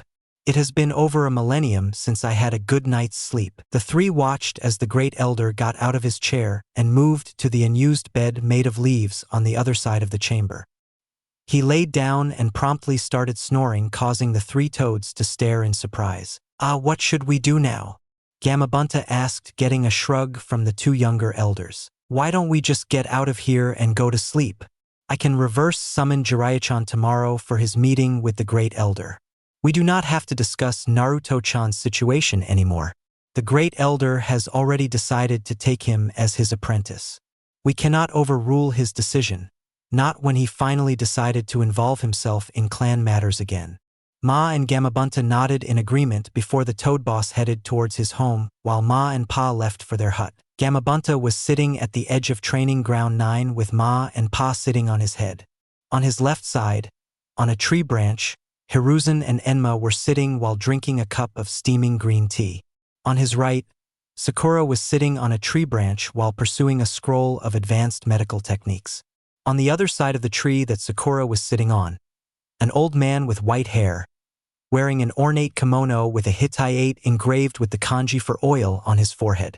The white-haired man was going through a notepad and perversely giggling at random intervals. Naruto was sitting in the middle of the field, meditating. The area around his closed eyes was pigmented orange. To those sensitive enough, they could sense the subtle flow of nature energy form the surrounding into the meditating blonde shinobi and then out of him. To the eyes of the experienced sages, they could see that the child was close to mastering Sennin Moto. How the hell did the Gaki become this good in such a short time without any help? It should be impossible. Minato Kushina, I hope you are watching over him. You too would be proud of how he is turning out to be. The white-haired man thought before returning his attention back to the notepad in his hands. For the next half an hour, the group waited for the Great Elder to arrive, only for Ma to keep getting agitated until she finally exploded. Where the hell is that old geezer? First he commands us that he will test the child, and now he is late. Calm down, Ma. I am sure the Great Elder will be here soon. Jiraiya said, getting a glare from the old purple toad. This is unbecoming of a sage Shimidano. Enma said, only for Ma to turn her frosty glare at the Monkey King. Besides, I have been here for nearly an hour. A disembodied voice called out, causing everyone but Naruto to jump in shock. A strong whirlwind formed on top of the trees behind the place everyone was sitting before dissipating to reveal the Great Elder sitting on a tree much too small to hold his weight, yet not even bending in the slightest. How did we not sense you, Great Elder? Fukasaku asked in shock, only for the Great Elder to chuckle. You lot still have a lot to learn about being a sage. You two are good but not good enough yet. A sage meant to become one with nature. You lot just absorb the natural energy and mold it with your chakra to produce Senjutsu chakra. A true sage would keep the natural energy flowing like the child is doing now. He sensed me the moment I arrived because he was flowing the natural energy through him instead of completely absorbing it to create Senjutsu chakra. The Great Elder said, getting shocked looks from everyone present.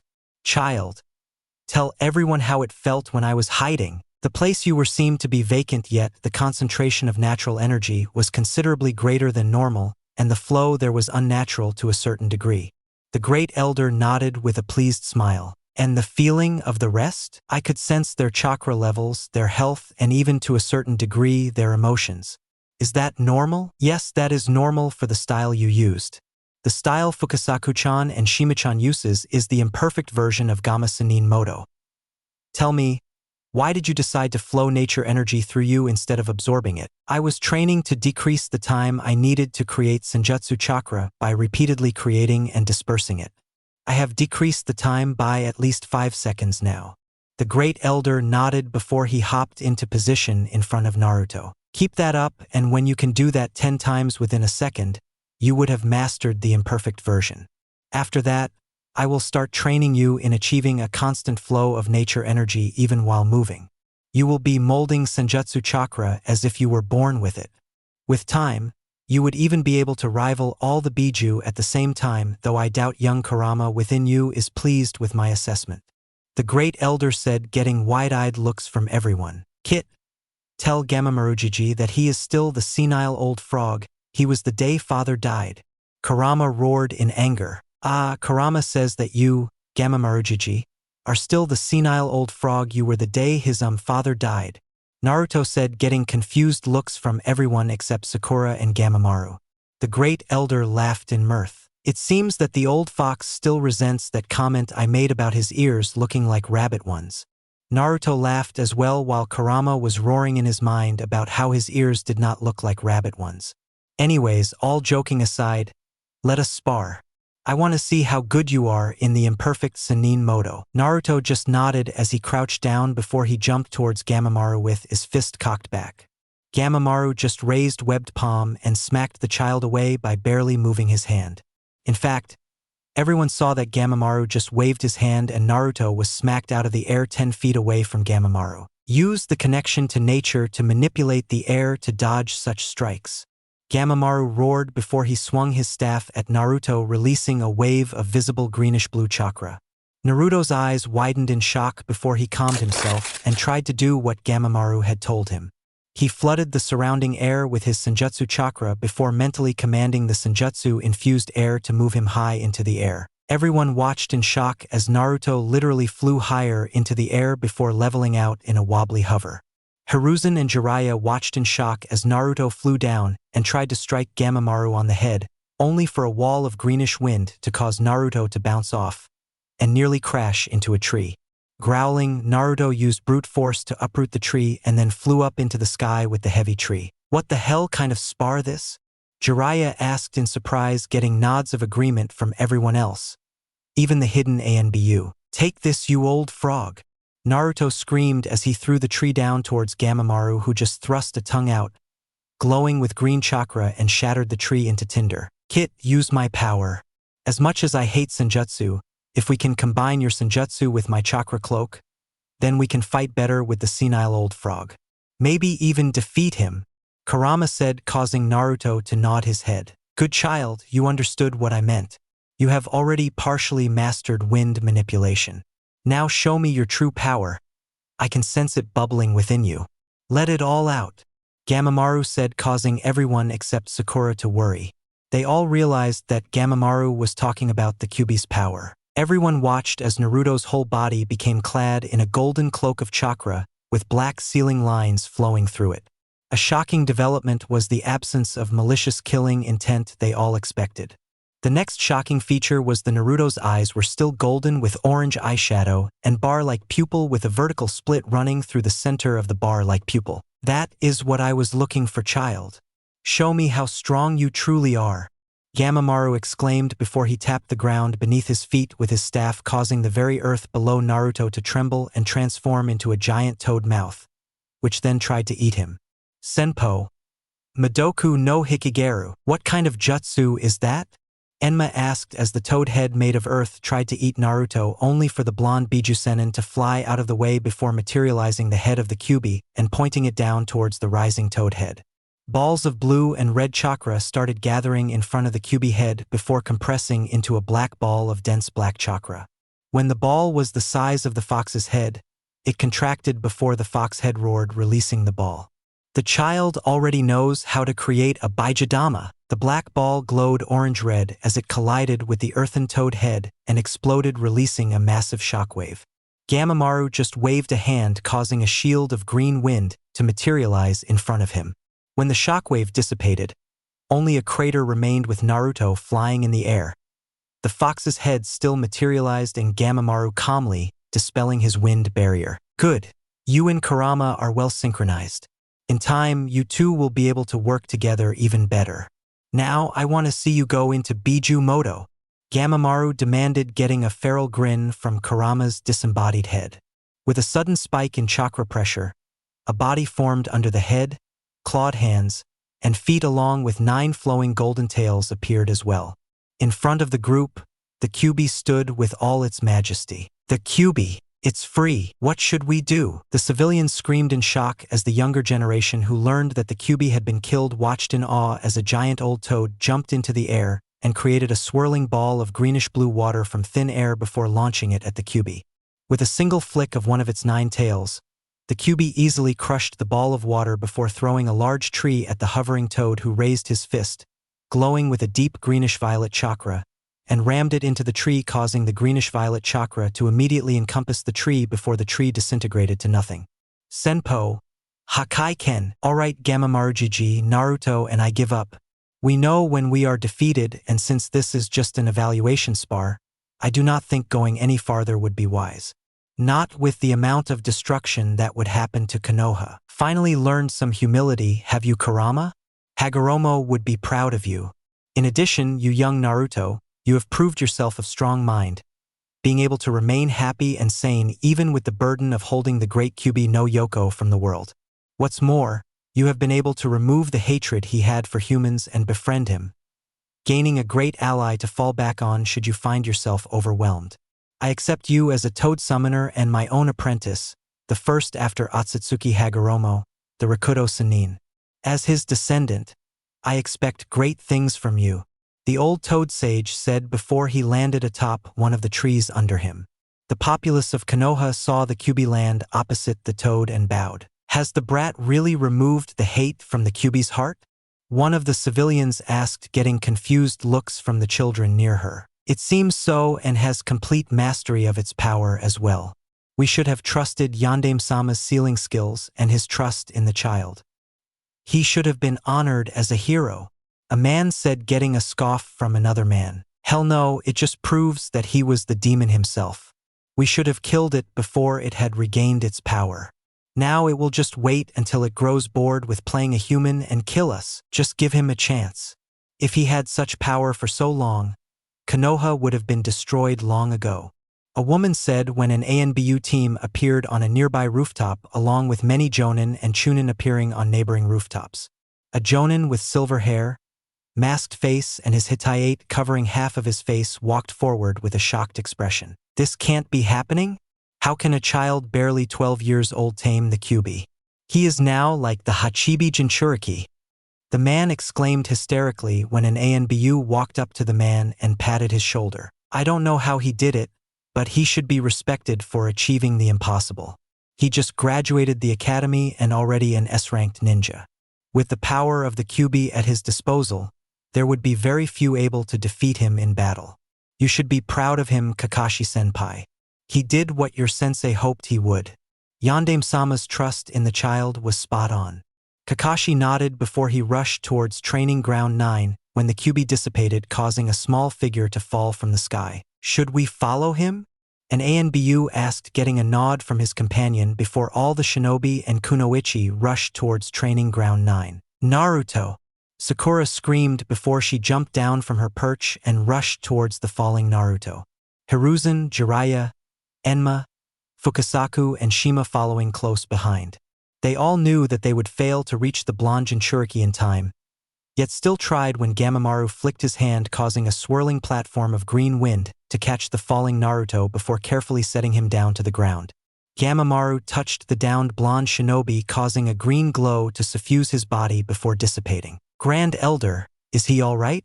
Fukasaku asked with concern as Sakura placed a glowing hand on Naruto's chest and another on his navel. Yes, he is. He is just exhausted himself from using so much power. His body is not ready to handle Biju Moto for more than a few minutes, especially not Biju Moto augmented with Senjutsu. I have already healed him of the damage done to his chakra coils from the intense chakra flowing through him at that moment. He should be up within a few minutes and completely replenished of chakra as well. When he wakes, tell him that I shall start his training after he masters drawing in and releasing of nature energy 10 times in a second. Until then you shall help him master Kawazu Kumite and the various toad-style ninjutsu we have, Fukasaku-chan. Great Elder, if I may ask, what type of ninjutsu were you using? Jiraiya asked as Sakura stood up, causing the green glow around her palms to fade. At this moment, Kakashi and the rest of the shinobi and kunoichi arrived at the training ground. Hokage-sama, are you alright? An ANBU asked, causing Hiruzen to motion for silence. What I was using wasn't ninjutsu, child. It was ninshu, the techniques created by my student Hagoromo. The one you know as the Rakuto Sannin.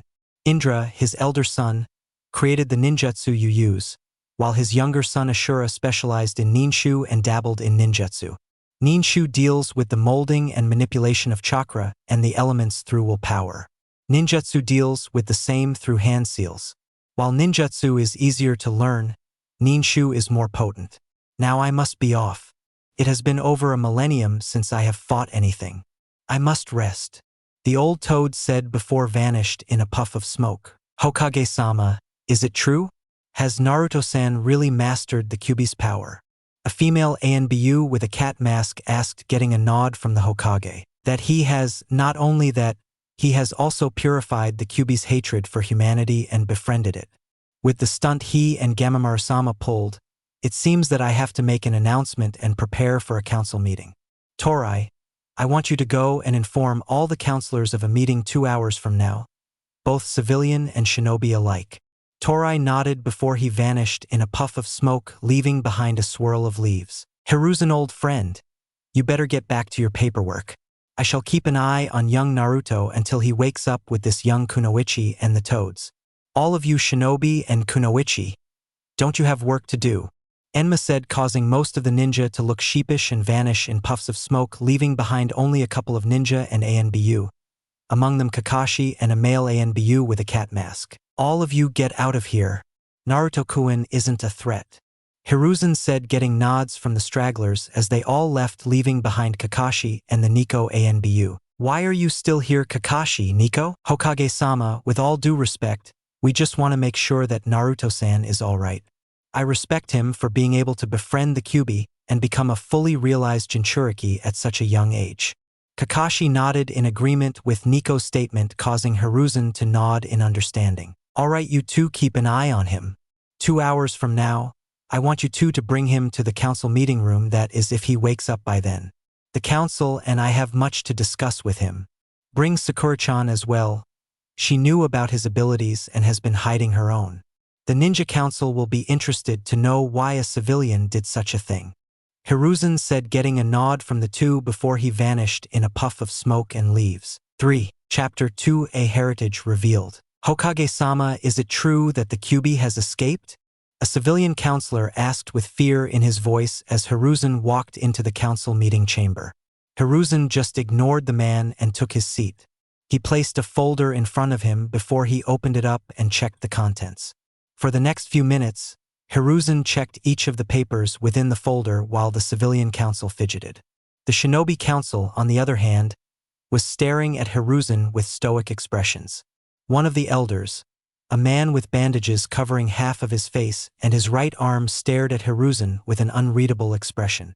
After what felt like hours, Hiruzen put down the papers before turning his attention to the assembled council. As you know, about 2 hours ago, the Kyuubi was seen battling an old toad at Training Ground 9, Hiruzen said, causing everyone to nod in agreement.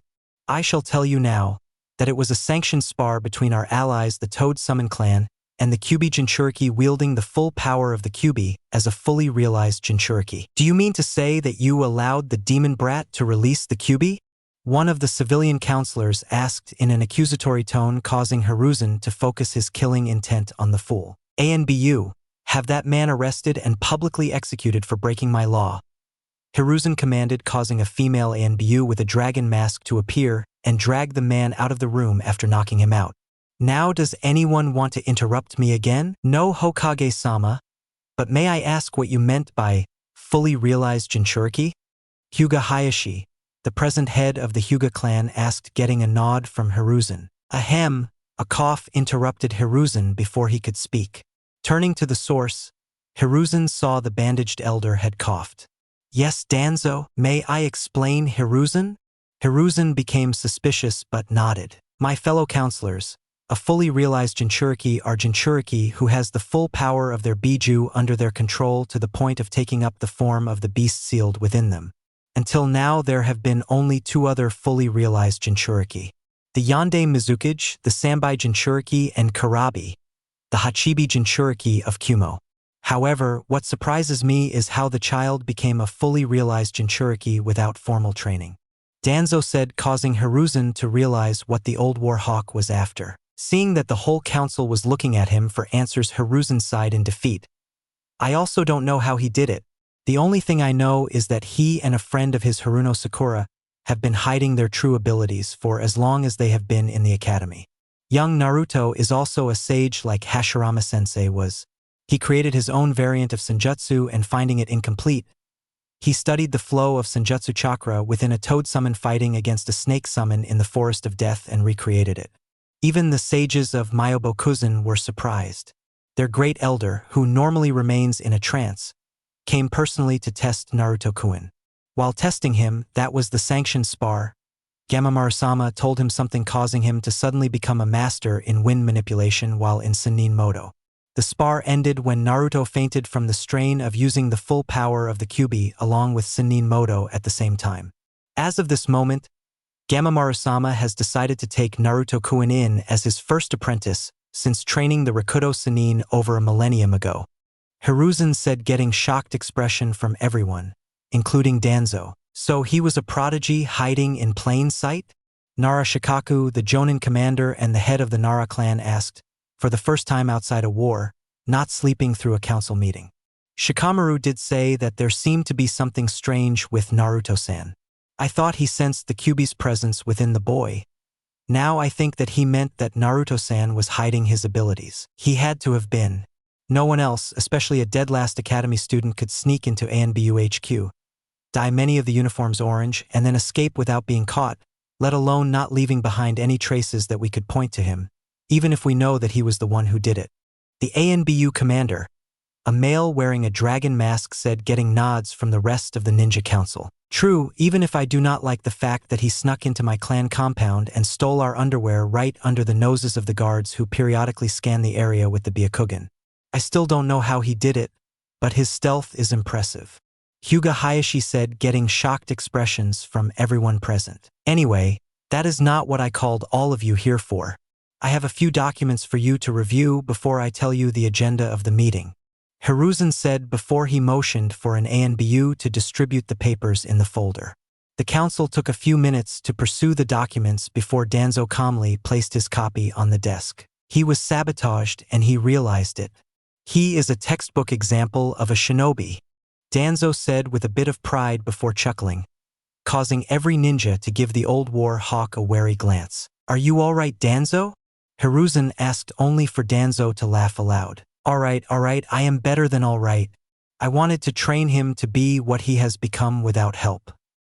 He understands the darkness of the world and uses the shadows to cloak himself, though I should have expected it with his heritage.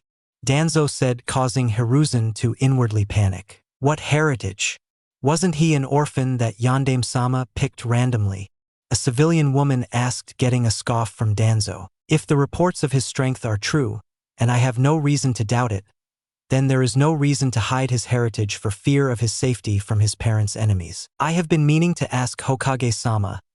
My daughter came to me last night and said that you confirmed that young Uzumaki-san is in truth the son of the Akai Chishio no Habanero? Yamanaka Inoichi, the head of the Yamanaka clan, asked, getting a nod from Hiruzen. Then his father was the Kiroi Senko, wasn't he? Abirame Shibi, the head of the Abirame clan, asked. After all, it is logical. Kushina-san and Minato-sama were known to spend a lot of time together, with rumors of them dating floating about. I hate the Abirame logic and Nara intelligence. All of you deduce things that I want to keep hidden from the barest of details. Shikaku had already deduced his heritage long before now. I am surprised that you hadn't, Shibikuin. Hiruzen said, getting shocked gasps from the civilians. So what about it, Hiruzen? Are you still going to keep him from his inheritance? He may be able to master the Hiraishin if he gets hold of his father's notes, not to mention his parents' sealing skills by studying their notes.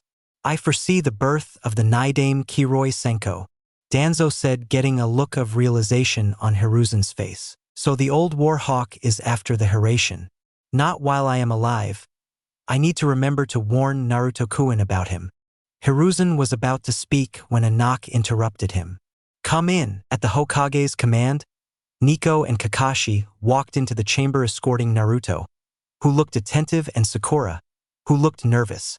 Thank you, Nico. Kakashi-kun, you two may leave now, or if you want, take you clan seat, Kakashi-kun. Kakashi thought for a moment before he walked to the Hitaki seat and sat down. Good of you to finally join us, Kakashi. Inuzuka Tsume said with a fanged grin, causing Kakashi to nod in return. Now, as I was about to say, I had planned to tell him when he reached Jonin, but now with his strength, I can reveal it to him without fear. Hiruzen said, getting a nod from the council. Naruto-san, it has come to our attention that you have achieved Sennin Moto. Can you give us a demonstration of your sensory abilities? Inoichi asked, getting a nod from Naruto, surprising the man. He expected him to wax lyrical about himself and his abilities, as he is known to do. Naruto closed his eyes and took a deep breath before releasing it. Repeating the motion a few times, Naruto suddenly opened his eyes to reveal orange pigmentation around them, with the pupil being a horizontal bar, and the eyes had changed color to a yellow instead of the vibrant blue it usually is. Jiraiya is standing beside the door under a cloaking jutsu. There are 4 ANBU spread around the room, with 2 more behind the bandaged man who seems have no emotions. Then there are the 6 ANBU outside the room hanging from the ceiling, with 2 more emotionless ANBU waiting by the door. The civilians here are fearful, probably of me. Then there are the ANBU who brought me here. His chakra felt stiff like earth yet flowing like water. He may have water and earth affinities, though his chakra feels like the 2 affinities are merged together with hints of life energy flowing through it. Naruto said, getting shocked expressions from everyone present. Inoichi knew that good sensors could pick up hints of emotion from the flow of chakra, but to notice the elemental affinities, including the subelemental affinities, was astounding. The man with the white eyes has a feeling of stiffness in his chakra, as well, so he must have earth affinity as well. Hayashi nodded in agreement. The man with spiky pineapple hair and scar on his face, who looks like an older Shikamaru, has a feeling of insubstantiality in his chakra, probably why they can manipulate shadows. Your own feels more spiritual but insubstantial as well. The big-boned man has a strong flow of life energy along with the stiffness I associate with earth. Inoichi nodded in understanding of what Naruto meant. Then the man with his face half covered in his Hitai 8, his own feels like it will shock anyone who comes in contact with it. Then there is the eye he is hiding underneath the Hitai 8. Feels foreign. Probably a transplant, though the level of chakra in it tells me that it is a constantly active dojutsu. Naruto said while pointedly looking at Danzo's right arm, causing the man to nervously stare back. After a staring at each other of a couple of moments that was ignored by everyone except Jiraiya and Hiruzen, Danzo interrupted. I think that concludes demonstration. It is impressive how much details you can perceive with your sensory abilities. I do not think I have heard of any sensor being able to sense anything other than negative emotions. Your ability will be a boon in the field for reconnaissance and tracking missions. Tell me, can you sense the chakra trails left behind as well? If I concentrate enough, then yes. Naruto said with a guarded tone, causing Danzo to nod. And the range? Hayashi asked, getting a calculative stare from Naruto. After a few moments, Naruto said, at the moment I can sense the whole of Konoha. If I concentrate, I may be able to sense a few more miles out. What? But that's impossible. Even the sharpest Byakugan would fall short of the outer districts of Konoha from here. There is nothing impossible in this world. Have your sharpest Byakugan ever been forced to be strained enough to increase the range? Naruto said with a cold tone, causing a shiver to run down Hayashi's spine. Danzo and Hiruzen hid a smile. Thank you for that enlightening demonstration, Naruto-san, Abirame Shibi said, causing Naruto to nod in appreciation. Will you give us a demonstration of the Kyuubi's power? Danzo said, getting shocked and worried expressions from the counselors. What are you talking about, Elder Danzo? Why would you want the Kyuubi to be free? It will kill us as soon as Naruto-san releases it. A civilian cried in fear, only for a strong killing intent to causing the man to freeze in fear. I would appreciate if you didn't treat the fox as a dumb beast hell-bent on killing. He is a sentient being just like you and me. It is behavior like that which had tainted Kurama's heart with hatred of humans. I worked very hard to dispel that hatred, so I would appreciate it if you did not give him reason to start hating humans again. Also, do not insult my friend. It was hard to befriend him, but he is a good friend. An honorable one as well. I know details about the attack that none but my father and mother knew.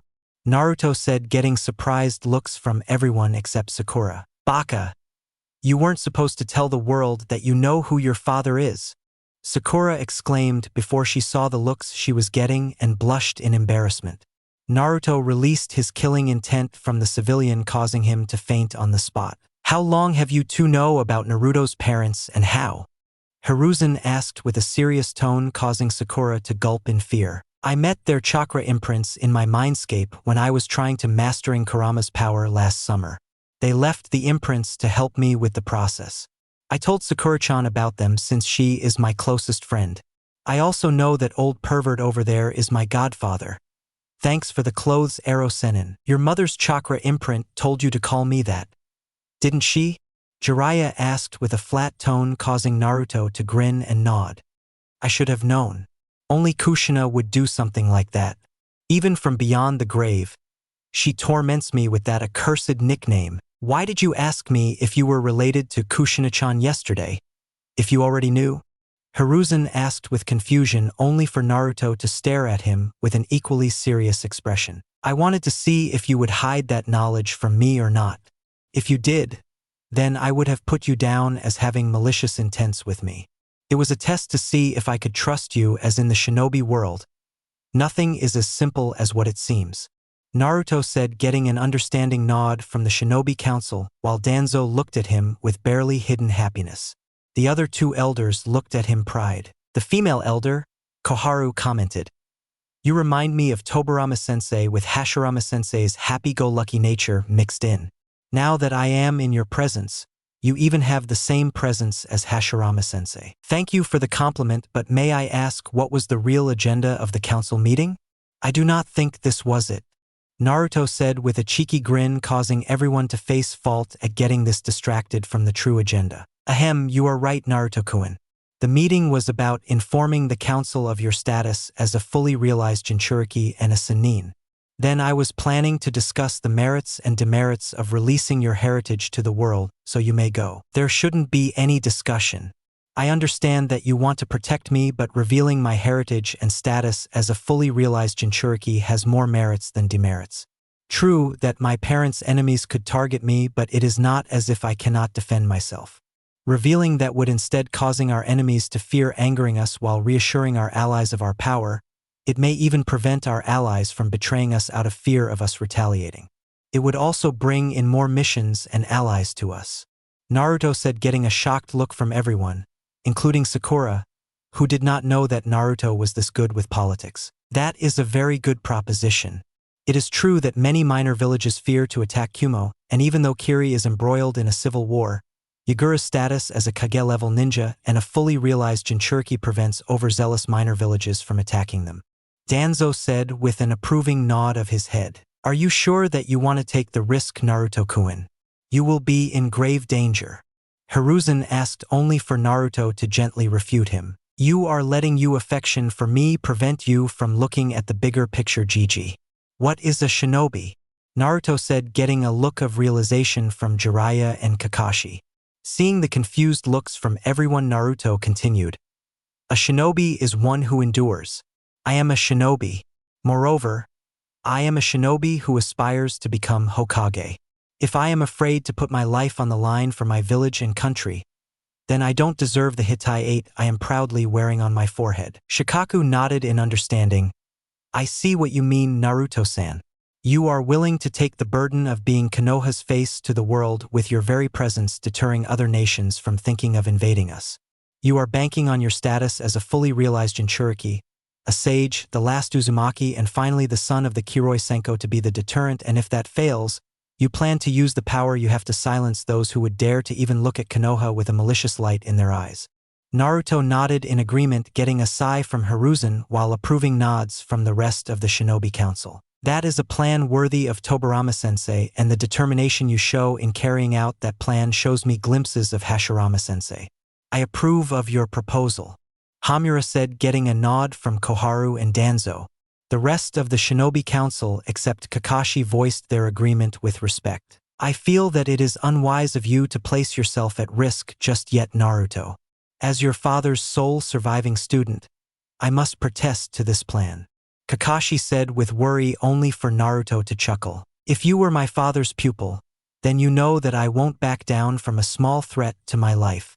He entrusted Kurama to me so that I could master the use of his power. I have done it, so now it is my turn to provide Konoha with the same visage my father portrayed. Kakashi thought for a moment before nodding in agreement. Though I don't like it, I will accept your decision. I rescind my objection to the plan, Kakashi said, causing Hiruzen to hang his head in defeat. What about you, Jiraiya? He is your godson? Though I would prefer he didn't do this, it is undeniable that he is a better and greater sage than me, Fukasaku-sensei and Shima-sensei. That alone, along with his taijutsu skills, put him solidly in the category of a low A-rank jonin. He has an A-rank Genjutsu under his belt. With his understanding of Kage Bunshin and the level of wind manipulation he can do in Sannin Moto, I would not want to fight against him. With Kyuubi, he is easily S-rank in power. If he concentrates a bit in his ninjutsu with the help of Kage Bunshin, he would be S-rank in skill by the end of the year.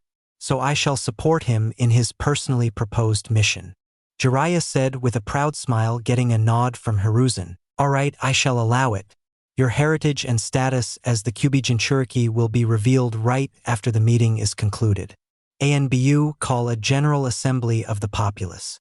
An ANBU appeared and bowed to Hiruzen before vanishing in a Konoha Shunshin. Now, Sakura-chan, may I ask why did you hide your skills? It is uncommon for an academy student from civilian background to be as strong as you are. Naruto has been helping me get stronger. That is the only truth, Hokage-sama, Sakura said while inwardly sweating in fear of her lie being caught. After a moment's scrutiny, Hiruzen nodded. All right, Sakura-chan, you, Naruto-kun, and the civilian council may go now, Hiruzen said, causing the civilians to get up and leave. Before they all left, the head of the civilian council turned to Naruto and bowed. Naruto-sama, please forgive us for our transgressions against you. The man said, getting shocked looks from some of the shinobi council. What's in the past is in the past. Let us head towards a brighter future and not bring up painful memories. I can understand your pain to a certain degree and your fear. There is no need to ask for my forgiveness, Naruto said, getting shocked looks from the civilians and shinobi alike while Danzo watched with a calculative expression on his face. The civilians bowed before heading out of the room. That isn't something you see every day, Sum said with a gruff laugh, getting chuckles from Choza and Jiraiya. Sakura and Naruto were about to walk out of the council chamber when Naruto suddenly stopped. I have been meaning to ask, does the Uzumaki clan have a council seat in Konoha? Everyone looked surprised at the inquiry, but Danzo replied, they do not. But the alliance charter between Konoha and Uzushio states that if a branch of the Uzumaki clan were to form in Konoha, they would be given a council seat. Why do you ask, Naruto-san? Do you plan to recreate the Uzumaki clan in the future? That should be obvious. As if I would let my clan die out, Naruto said with a scoff. Thank you for your consideration of my proposal. With his piece said, Naruto walked out of the council chambers with Sakura in tow. That Gaki has a very heavy presence. A similar presence to what you had during the Second Shinobi World War, sensei, Jiraiya said, getting a nod of agreement from Koharu, Hamura, and Danzo. Hiruzen hummed in thought before he sighed and turned back to the council. What news do you have on IWA, Jiraiya? I want to be prepared for the fallout of the reveal, Hiruzen said, causing everyone to become serious. Naruto and Sakura had just entered his home when Sakura smacked Naruto on the back of his head. What the hell were you playing at, Naruto? I thought we wouldn't be changing the past too much. What reason did we come back if we aren't going to be changing the past, and since our powers have already been revealed to a certain degree, we should just use it to our advantage. Yesterday, I think I was able to convince Sasuke that being a lone wolf would only end in disaster. I offered to help him get stronger. He said he would think about it. I hope that we will be able to keep him out of Orochimaru's hands now. That could already have changed the future by a great degree. Kurama guided me what to do in the council chambers. He said something about showing the qualities that is desirable in a leader. That would help me gain allies on the council, which would then help when the time came to hunt down Akatsuki. I decided to follow Kurama's lead. Sakura nodded in understanding before she said, then why didn't you reveal Danzo? He is useful at the moment. While I hate manipulations, Kurama and I decided make Danzo think that I share similar ideologies with him. That will cause him to lower his guard. And when his guard is down, I will take him out in a single fell swoop.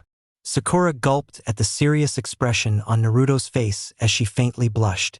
Shaking her head to clear out unnecessary thoughts, Sakura said, that is risky, but so you. Naruto nodded in agreement when something occurred to him, causing him to become pale as a corpse. Seeing his pallid expression, Sakura became concerned. You alright, Naruto? Naruto just nodded. Yeah, but I don't think I will be soon. Sakura raised an eyebrow in confusion when Naruto continued. Gigi is about to reveal my heritage within the hour, so? I thought you would be happy to finally be able to tell the world who your parents are. You don't understand. As soon as my heritage is revealed, the whole of Konoha will start treating me as the son of the Yondaime instead of Uzumaki Naruto. They will ignore who I am and the fangirls. I know I laughed when Sasuke was hounded by fangirls, but now I will be the one running away. Naruto exclaimed, hyperventilating only for Sakura to smash a fist onto Naruto's head. Calm down, Baka. Very few treat you as Uzumaki Naruto. Most of the elder populace treats you as Kurama, while our generation treats you as an annoying prankster. Instead of getting glares, you will be getting looks of awe. So what? Just bear with it till you prove yourself as you did when you defeated Pain. And stop being so overdramatic about fangirls. They aren't that obsessive, and if you need help, I will bail you out. Sakura said with a face flushed with annoyance, causing Naruto to calm down. Thanks, Sakura-chan. I really needed that. Sakura nodded in appreciation as she asked, how should we proceed with our training? My medical skills are still the same level they were in the future, along with my chakra levels and control. Even my super strength is at the same level. The same can be said for you. The only drawback is our physical stamina. I tested out my own yesterday and found that it was greater than what I originally had at this age, but still behind the levels of fitness I had in the future. I think we should increase our physical abilities as well. You can barely hold Biju Moto for a couple of minutes. That would be worse than useless. Naruto nodded in agreement. We can join Super Bushibrow Sensei and Bushibrows in their physical training regime. It would give us an excuse to our accelerated growth in stamina and physical skills. Gai Sensei and Lee's training regime. If we were able to even follow a quarter of their insane routine, we would improve tremendously, and since I do not have Shisho here to help me, they will have to do. Do you think I should learn more ninjutsu? You should. You only have a couple of defensive and support Doton jutsu. Adding a few offensive ones and a few Suiton ninjutsu would only help you. I will need to learn the other 4 elements and then Futon, Yoton and Jiton I got from the other Biju when they entrusted me with their chakra. Even with Kage Bunshin, that will take a lot of time. Sakura nodded in agreement as Naruto continued. Then I also have to train with Pa and Ma to master the Toad-style ninjutsu and the various collaboration ninjutsu with summon toads. Not to mention mastering Sannin Moto like Gamma Marujiji said. I will have my hand full with them. You will also be picking up Fuinjutsu. It was you clan's specialty after all. Sakura said, getting a groan from Naruto, who had collapsed on his couch. Sakura sat down beside him, patted his head, and said with a giggle, There. It isn't that bad a situation. You will just have to abuse the hell out of Kage Bunshin, and every time you collapse from brain trauma, I will heal you back up. With Kurama helping, I predict you will be up and annoying everyone the very next day. Naruto just glared at her before he yawned. He rested his head on the couch's headrest and started falling asleep. Still feeling tired, huh? Sakura asked, getting a sleepy nod as Naruto fell into a deeper sleep. Sakura watched him sleeping for a few moments before with a fond smile. He looks cute when he sleeps. How come I never noticed it before? Sakura thought to herself as she absently ran a hand through Naruto's messy blonde hair before she quickly brought her hand back with a massive blush adorning her face. What the hell am I doing? This is Naruto, the noble Baka known to do the impossible, but still the Baka. A treacherous part of her mind whispered, But he is you, Baka. He still hasn't given up on you. But Hinata already declared her feelings to him. Sakura argued with her inner self only for the inner self to refute. That was in the future, and even then Naruto didn't act on her confession.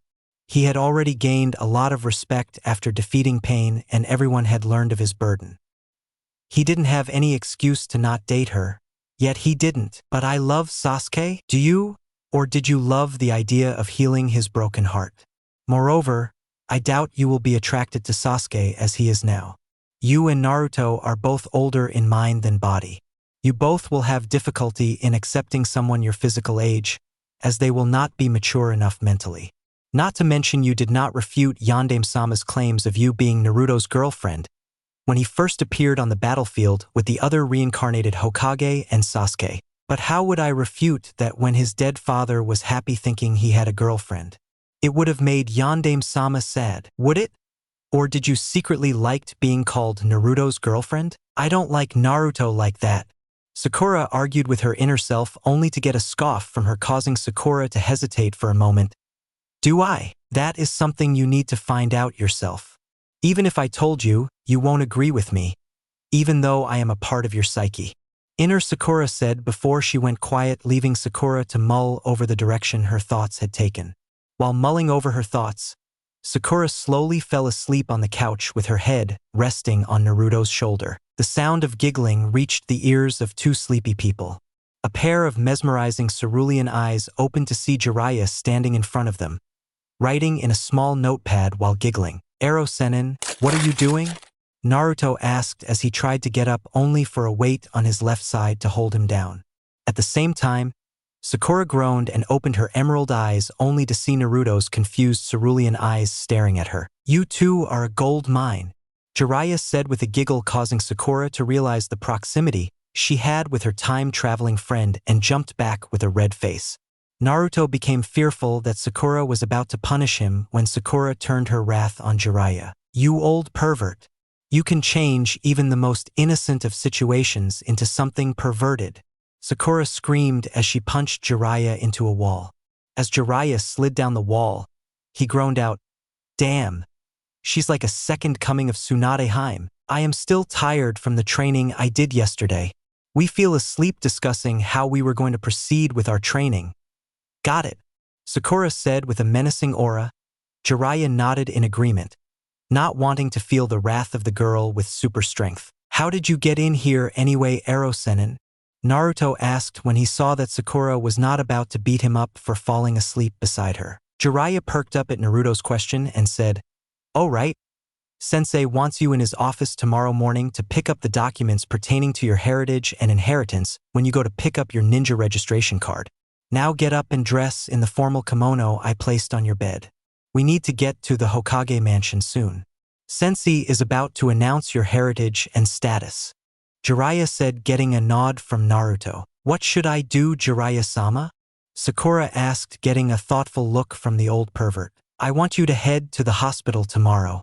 Sensei has arranged for you to take an exam to evaluate your skills as an Irionin.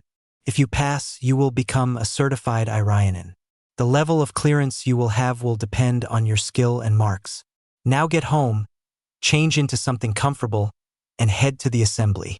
If I know Sensei, he is going to scold the older populace, so be ready for a long-winded speech." Sakura nodded before she vanished in a puff of smoke and leaves. Hiruzen was standing at the edge of the roof looking out at the sea of faces moving about in front of the Hokage mansion. He could hear the civilians standing talking to each other, moving about in the crowd.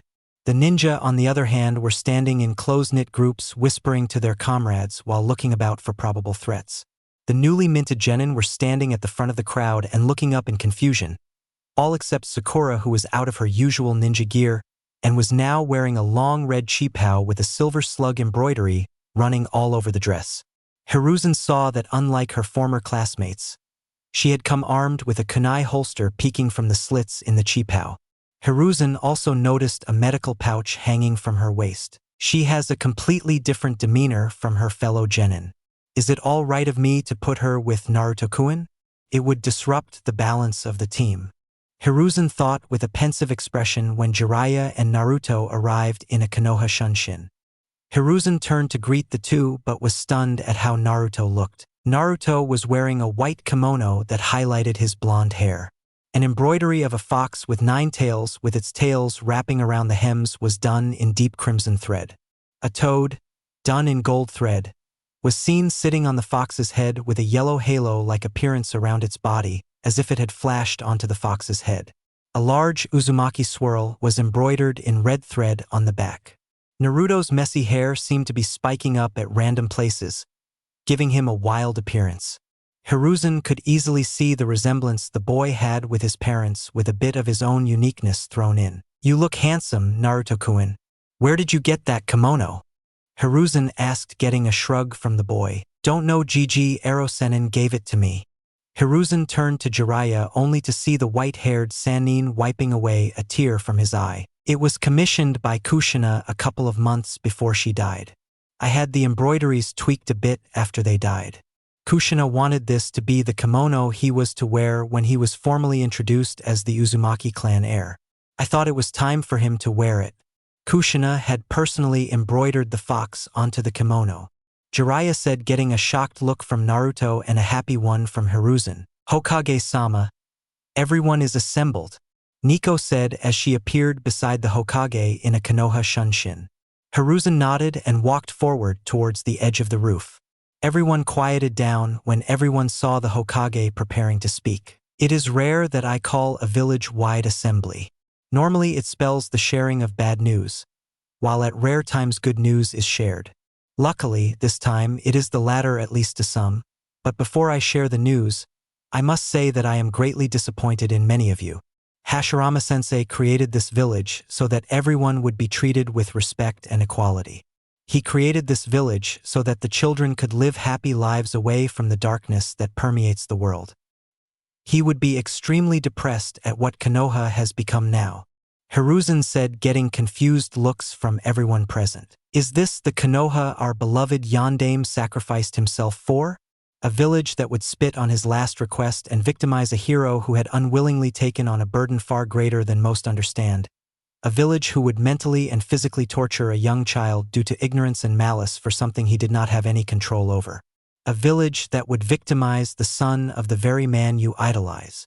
Hiruzen said, getting confused looks from the younger generation while the older generation gasped in shock while a handful denied that statement.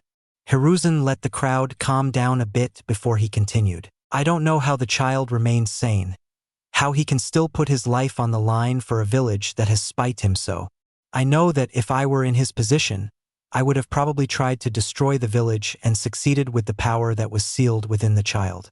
Young ones, all who were too young to remember the Kyuubi attack or were born after it, I have a confession to make.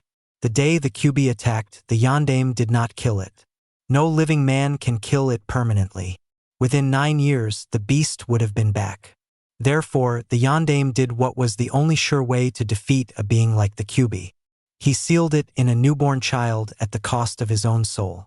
With his dying breath, he asked that the child be seen as the hero he is, instead of the beast sealed within him. Who is the child, Hokage-sama? Many of the younger generation asked with curiosity when Hiruzen did not continue.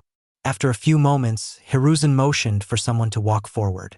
As Naruto came into view, the younger generation looked stunned while many of the older generation looked at him with neutral faces while some stared with anger.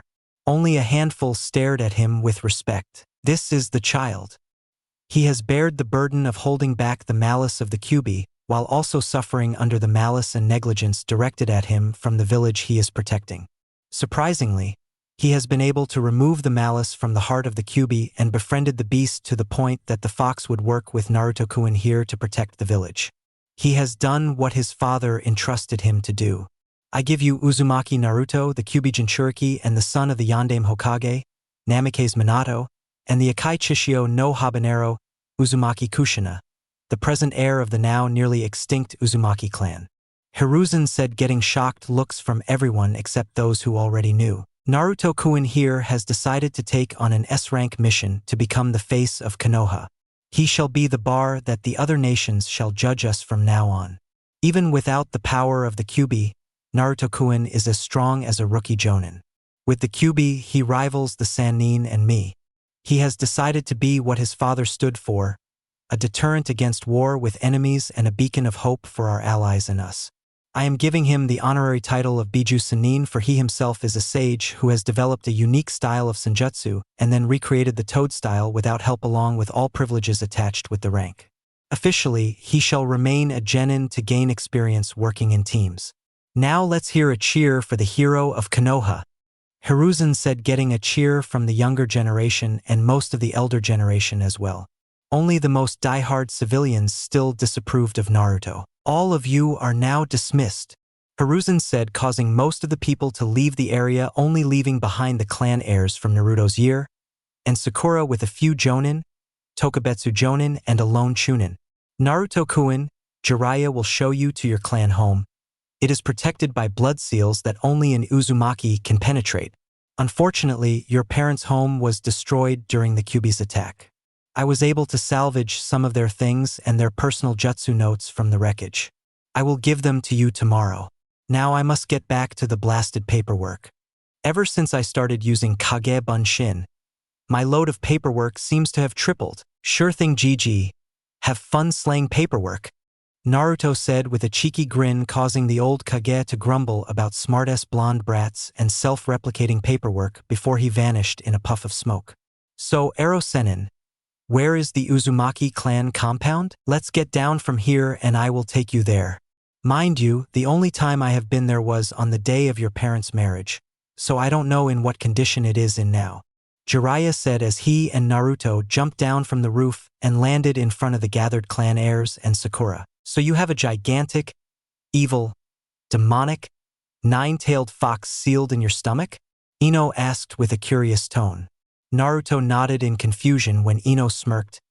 No wonder you eat that much ramen and you are so short. The fox must be taking in all the nutrients, making you hungrier and not growing at all. Everyone face-faulted at Ino's comment before Sakura screamed, that isn't the reason he is short. He doesn't eat nutritious food. Without proper nutrition, no one will ever reach their full potential. What's up with you, forehead? I was just making a comment. Ino said, causing Sakura to growl in anger. My goal is to surpass Tsunade-sama both as an Irionin and a combat medic. I make it my business to correct anyone who gives the wrong idea to my patients. Sakura said, getting a smirk from Ino and Jiraiya, while a frown graced Hinata's face. I always thought something was wrong with the way people behaved with you, I just never realized why. You must have a very strong mental fortitude to remain sane with the amount of hatred and negligence the populace directed at you. Naruto nodded in appreciation of Shikamaru's compliment. But don't think I will treat you any different just because you have held the Kyuubi at bay since you were born, or because you are Yondaime-sama's son. I will keep treating you as I have you, troublesome blonde. Everyone present nodded in agreement, even the shy Hinata and the boisterous Kiba. Thanks, guys. You do not know how much this means to me. I want to be recognized for my achievements, not my father's. The only reason I wanted it revealed now was to direct IWA and Kumo's eyes onto me instead of Konoha. That is a daring chance you took, Naruto-san. You are just a genin even if you are titled a senin. It is logical to let the elder generation to keep the eyes of our enemies on them while we have time to grow into the role. Shino said, getting a nod from everyone except Sasuke and Sakura. The day I mastered Kurama's power was the day I chose to become the protector of Konoha. Other than me, both of Kumo's Jinchuriki are fully realized ones. The Yondaime Mizukage is supposed to be one as well. Besides, my father entrusted me with Kurama for a reason. If not for this, then why? Naruto said, getting reluctant nods from everyone. You kids should understand that sensei never did something without a reason. Beside, none but an Uzumaki can hold the Kyuubi. No one has the physical capabilities to hold such a powerful entity. The kids turned around to see Kakashi standing behind them. You did a hell of a job, kid. I can see why father has so much belief in you. You did something that was thought to be impossible. A bearded jonin smoking a cigarette said. Seeing the confused looks on everyone's faces, he said, I am Sarutobi Asuma. Sandaime-sama is my father. Yash, your flames of youth burn brighter than the sun. Make sure to never let it go out. A green spandex-clad jonin said, getting sweat drops from everyone present. Ah, thank you, I think, Naruto said with a strained grin on his face. The green spandex-clad jonin nodded. The rest of the gathered jonin and Tokubetsu jonin just shook their heads in exasperation. Guy, please refrain from corrupting the next generation with your flames of youth ideology. You already have corrupted your apprentice. A man wearing a bandana said with a severe expression on his face. The name's Yuhi Kurinai. These are my friends Inuzuka Hana, Yuzuki Yugao and Mitarashi Enko. We commend you on decision to become the face of Konoha. That is a noble thing. I don't think I would be able to do that if I was in your position. A jonin with red eyes said while pointing towards a woman from the Inuzuka clan wearing a chunin vest. a purple-haired woman wearing ANBU armor and another purple-haired woman with her hair done in the style of a pineapple, wearing a fishnet armor under a tan trench coat. The three women nodded in agreement with the gathered of Tokubetsu Jonin nodding with them. One of the gathered Tokubetsu Jonin, one biting on a senbon, walked forward and patted Naruto on his back. Your father helped three of us learn a variant of his Hiraishin, the Hiraijin no Jutsu. If you plan to learn his one, just come find me. It would be my honor to help you learn it. The name's Shiranui Gunma. You can find me in the Jonin Long. Thank you. I will be sure to find you when I try and learn the Hiraishin, Naruto said with gratitude when Jiraiya finally spoke up. Good of you all to show support of him, but we must be going. We do not know in what condition the Uzumaki clan compound is in, so we may have a lot of work to do. We must be going now. Everyone nodded in understanding before saying goodbye and leaving, all except Sakura and the purple-haired woman wearing ANBU armor. How about I come and help? Then I can make sure that the baka doesn't fill his fridge with ramen again, Sakura said, causing Naruto to grumble. I will come along as well. I have been there many times when Kushina-sensei was alive. I remember spending hours practicing my Kenjutsu under Kushina-sensei's experienced eyes, sometimes staying there with her. So I would be a great help in showing Naruto-kun around. So you are the same Yugao-chan Kushina always speaking of. She always said you would go far. Seeing that you are in ANBU, I think Kushina would have been proud of you. I believe that Kushina had a special sword forged just for you, while she was pregnant with Naruto. I will hand it to you tomorrow, Jiraiya said with a grin, getting a smile form the purple-haired ANBU. Mother was a Kenjutsu practitioner? Naruto asked in shock, getting a nod from Jiraiya and Yugao. The foremost Kenjutsu expert in Konoha, I learned a lot of the basics from her. Her style, the Shur no Mai, was as graceful as it was deadly. Unfortunately, from what I can see, you do not seem to have the right type of body to use her Kenjutsu style. A pity really, but the scrolls she wrote on her style are stored at the Uzumaki clan archives. Maybe in the future, a child of yours will be able to learn the style, Yugao said with a fond smile, getting a sad nod from Naruto. But don't worry. You have the perfect body type to learn the Uzumaki clan taijutsu style. I just cannot seem to remember the name of the style, but I know it was brutal. It used the advantages of you clan's great stamina and chakra reserve to efficient use. I remember the sound of breaking bones emanating from the other side of the privacy wall of a public onsen we were bathing in, when she realized a pervert was spying on us. I remember her call the pervert Erosenin and that she was going to put him in critical care. Jiraiya paled and started to sweat in fear of Yugao realizing that it was him Kushina had beaten that fateful day. Naruto and Sakura shared a smirk when Yugao said that she wanted to beat the pervert as well. But Kushina had not told her who he was. Erosenin, shame on you, you spied on my mother and her student while they were bathing. Mother must be at least 20 years younger than you while Yugao-san is at least 30. Naruto said with Sakura snickering as Yugao turned a murderous glare at the white-haired Sannin, who had become as pale as a corpse. So it was you. Be happy that I do not have my katana with me now, or I would be punishing you for your past transgressions against sensei and me. If I find you by any onsen, I will make sure that you no longer remain a man. Got it? Yugao asked with mannequin expression, getting a scared nod from Jiraiya. Yugao smiled and nodded before turning to Sakura and Naruto. We better get going.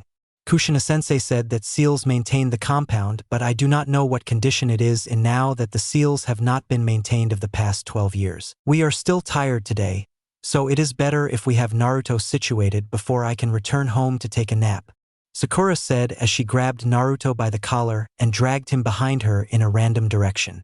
Yugao and Jiraiya smirked at the scene. That reminds me of Minato and Kushina after Minato saved Kushina from her abductors, Jiraiya said, getting a smile from Yugao.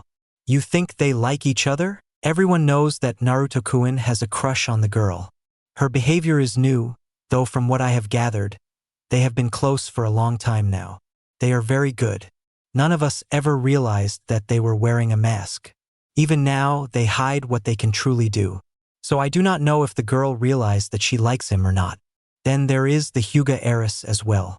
Everyone knows that she has a crush on Naruto-kun, but he either doesn't realize it or he isn't interested in her like that. Jiraiya nodded in understanding before he said with a grin, "Should we tell them that they are going the wrong way? Let them wander a bit more before we tell them. I still have to get back at the Gaki for dyeing my ANBU uniform pink that one time.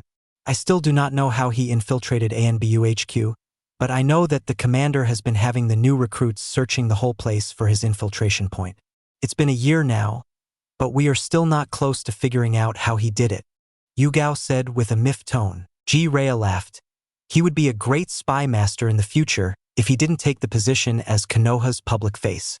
Yugao giggled as the two followed Sakura and Naruto. For Chapter 3, The Future Hokage's Pupil. Early in the morning, Naruto's cerulean eyes opened to the sight that caused confusion to the blonde-haired boy. Above him was a roof paneled with rich red-colored wooden panels. The grains on the wooden panels were arranged so that the Uzumaki clan symbol was floating in a lighter red coloration on a deeper red background. After a few moments, the events of the previous day returned to the boy's mind, causing him to jump out of bed in excitement. "Yada, Sakura-chan, and I now have a private place to train," he exclaimed when a knocking on the wooden frame of the shoji screen leading out of the clan head's bedroom caught his attention. "Ah, who is it? It's me, Naruto. Get dressed and come with me. We need to discuss a few things," a feminine voice called out, causing a bright smile to form on the blonde Jinchuriki's face. "All right, Sakura-chan. I will meet you at the dining room as fast as I can." "All right, Naruto, but try and be done within half an hour. It is already 7 in the morning. We have to finish our ninja registration today.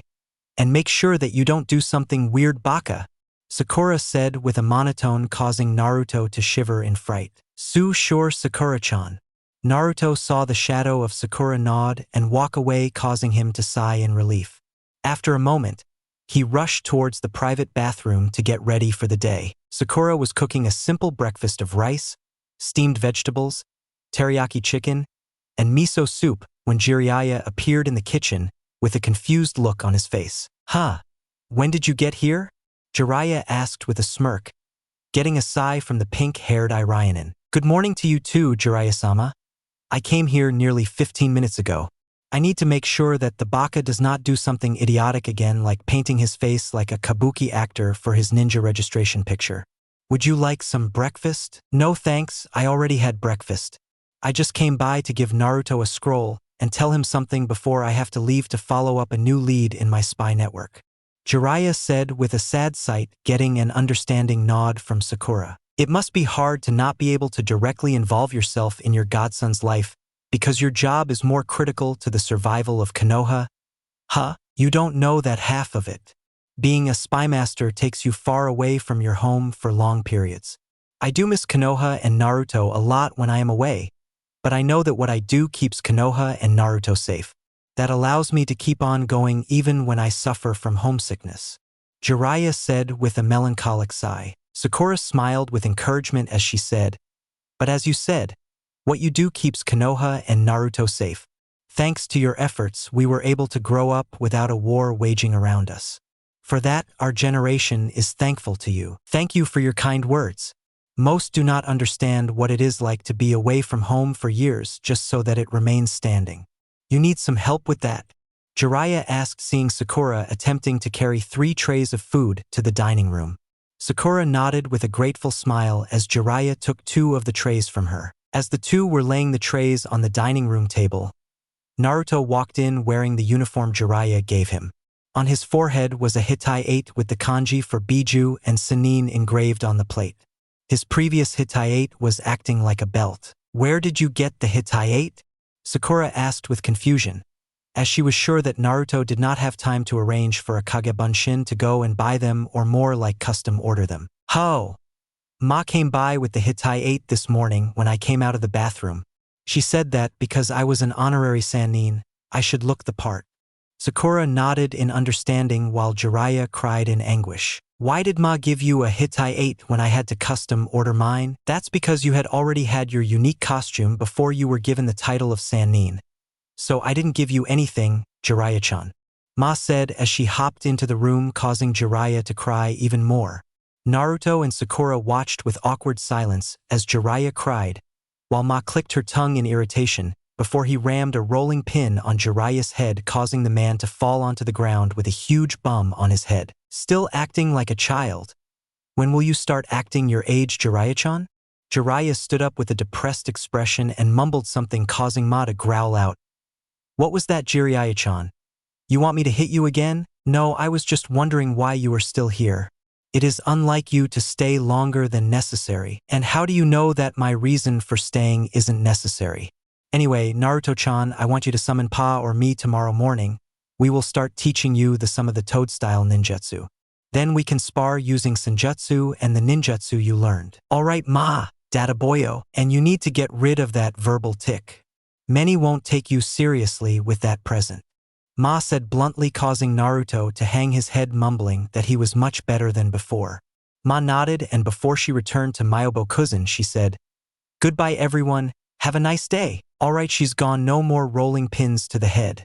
That old hag can be such a pain sometimes. Jiraiya said just before a shiver went down his spine. Turning his head, he saw Sakura and Naruto with sinister smiles on their faces. Ah, you two will not tell her I called her a hag, will you? Who knows? Maybe, if you promise not to spy at the public onsen, Sakura said, causing Jiraiya to pale before he exclaimed, That's blackmail. Didn't you have something tell and give to Naruto? Sakura asked with a nonchalant tone, causing Jiraiya to snap his fingers in realization. Right, Naruto, I will have to be leaving soon. A new lead came up on my spy network, which may be harmful to Konoha if we do not follow up. Therefore, I am leaving you a scroll with instructions on how to do Minato's Rasengan and a couple of my own ninjutsu techniques.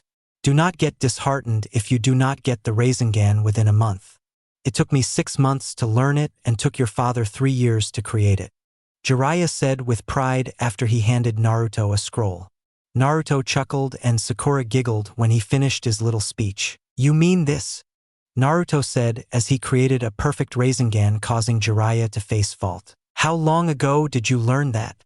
Jiraiya asked with shock, causing Naruto and Sakura to laugh in amusement. Dad transferred the knowledge of the separate steps of mastering the Rasengan to me before his chakra dissipated. That was a year ago. It took me a week to learn it and then some time more to master and then complete it. Naruto said, causing Jiraiya to stare at the boy as if he was seeing a ghost. What do you mean complete it? Did you add elemental chakra into it? Naruto nodded, causing Jiraiya to nearly faint before he stared, shaking Naruto like a ragdoll. How did you stabilize it without having the whole construct explode? Jiraiya-sama, if you let go of him, he will be able to tell you. Sakura said as he gently pried Jiraiya's arms from Naruto's shoulder. Jiraiya looked sheepish while Naruto glared at the Sannin with annoyance. Use Senjutsu to stabilize the technique, or you can use Biju Chakra. Use Kage Bunshin to add the element at first, until you become adept enough to do it yourself. Naruto said with a smile, getting blank look from Jiraiya. Want me to show you? Hell no. You aren't going to be demonstrating futon. Raisen shuriken here. Sakura said with a shiver, getting a surprised look from Jiraiya. I wasn't going to throw it. I would have dispelled it after showing it to him. Naruto whined, getting a sigh from Sakura. Alright, but only show, no using it. Sakura said, causing Naruto smile and nod. He closed his eyes for a few minutes before he opened them again, showing he was in Sannin Modo. He stood up, raised his hand above his head, and formed a normal Rasengan. Jiraiya looked confused until a swirling blade of wind chakra formed around the Rasengan core. A high-pitched screeching sound emanated from the Rasen Shuriken. A strong whirlwind formed in the room before Naruto suddenly dissipated it. So how was it? Naruto asked, only to see that Jiraiya kept staring at the spot the Rasen Shuriken was with a blank look. You alright there, Arrow Sennin? I think he fainted in shock? Sakura said uncertainly as she poked the man, getting an understanding nod from Naruto. Can't blame him. Rasen Shuriken is just too awesome, Naruto said just as his stomach grumbled, causing him to grin sheepishly. Guess I am hungry. Sakura just sighed as she took a seat at the table and started eating her share of the breakfast after pointing Naruto to his. After they finished their breakfasts, Naruto remembered that Sakura wanted to talk with him. Sakura-chan, what did you want to talk to me about? Let's head to the garden. Leave a clone behind. Jiraiya-sama shouldn't hear this, and he does need to know where we are heading.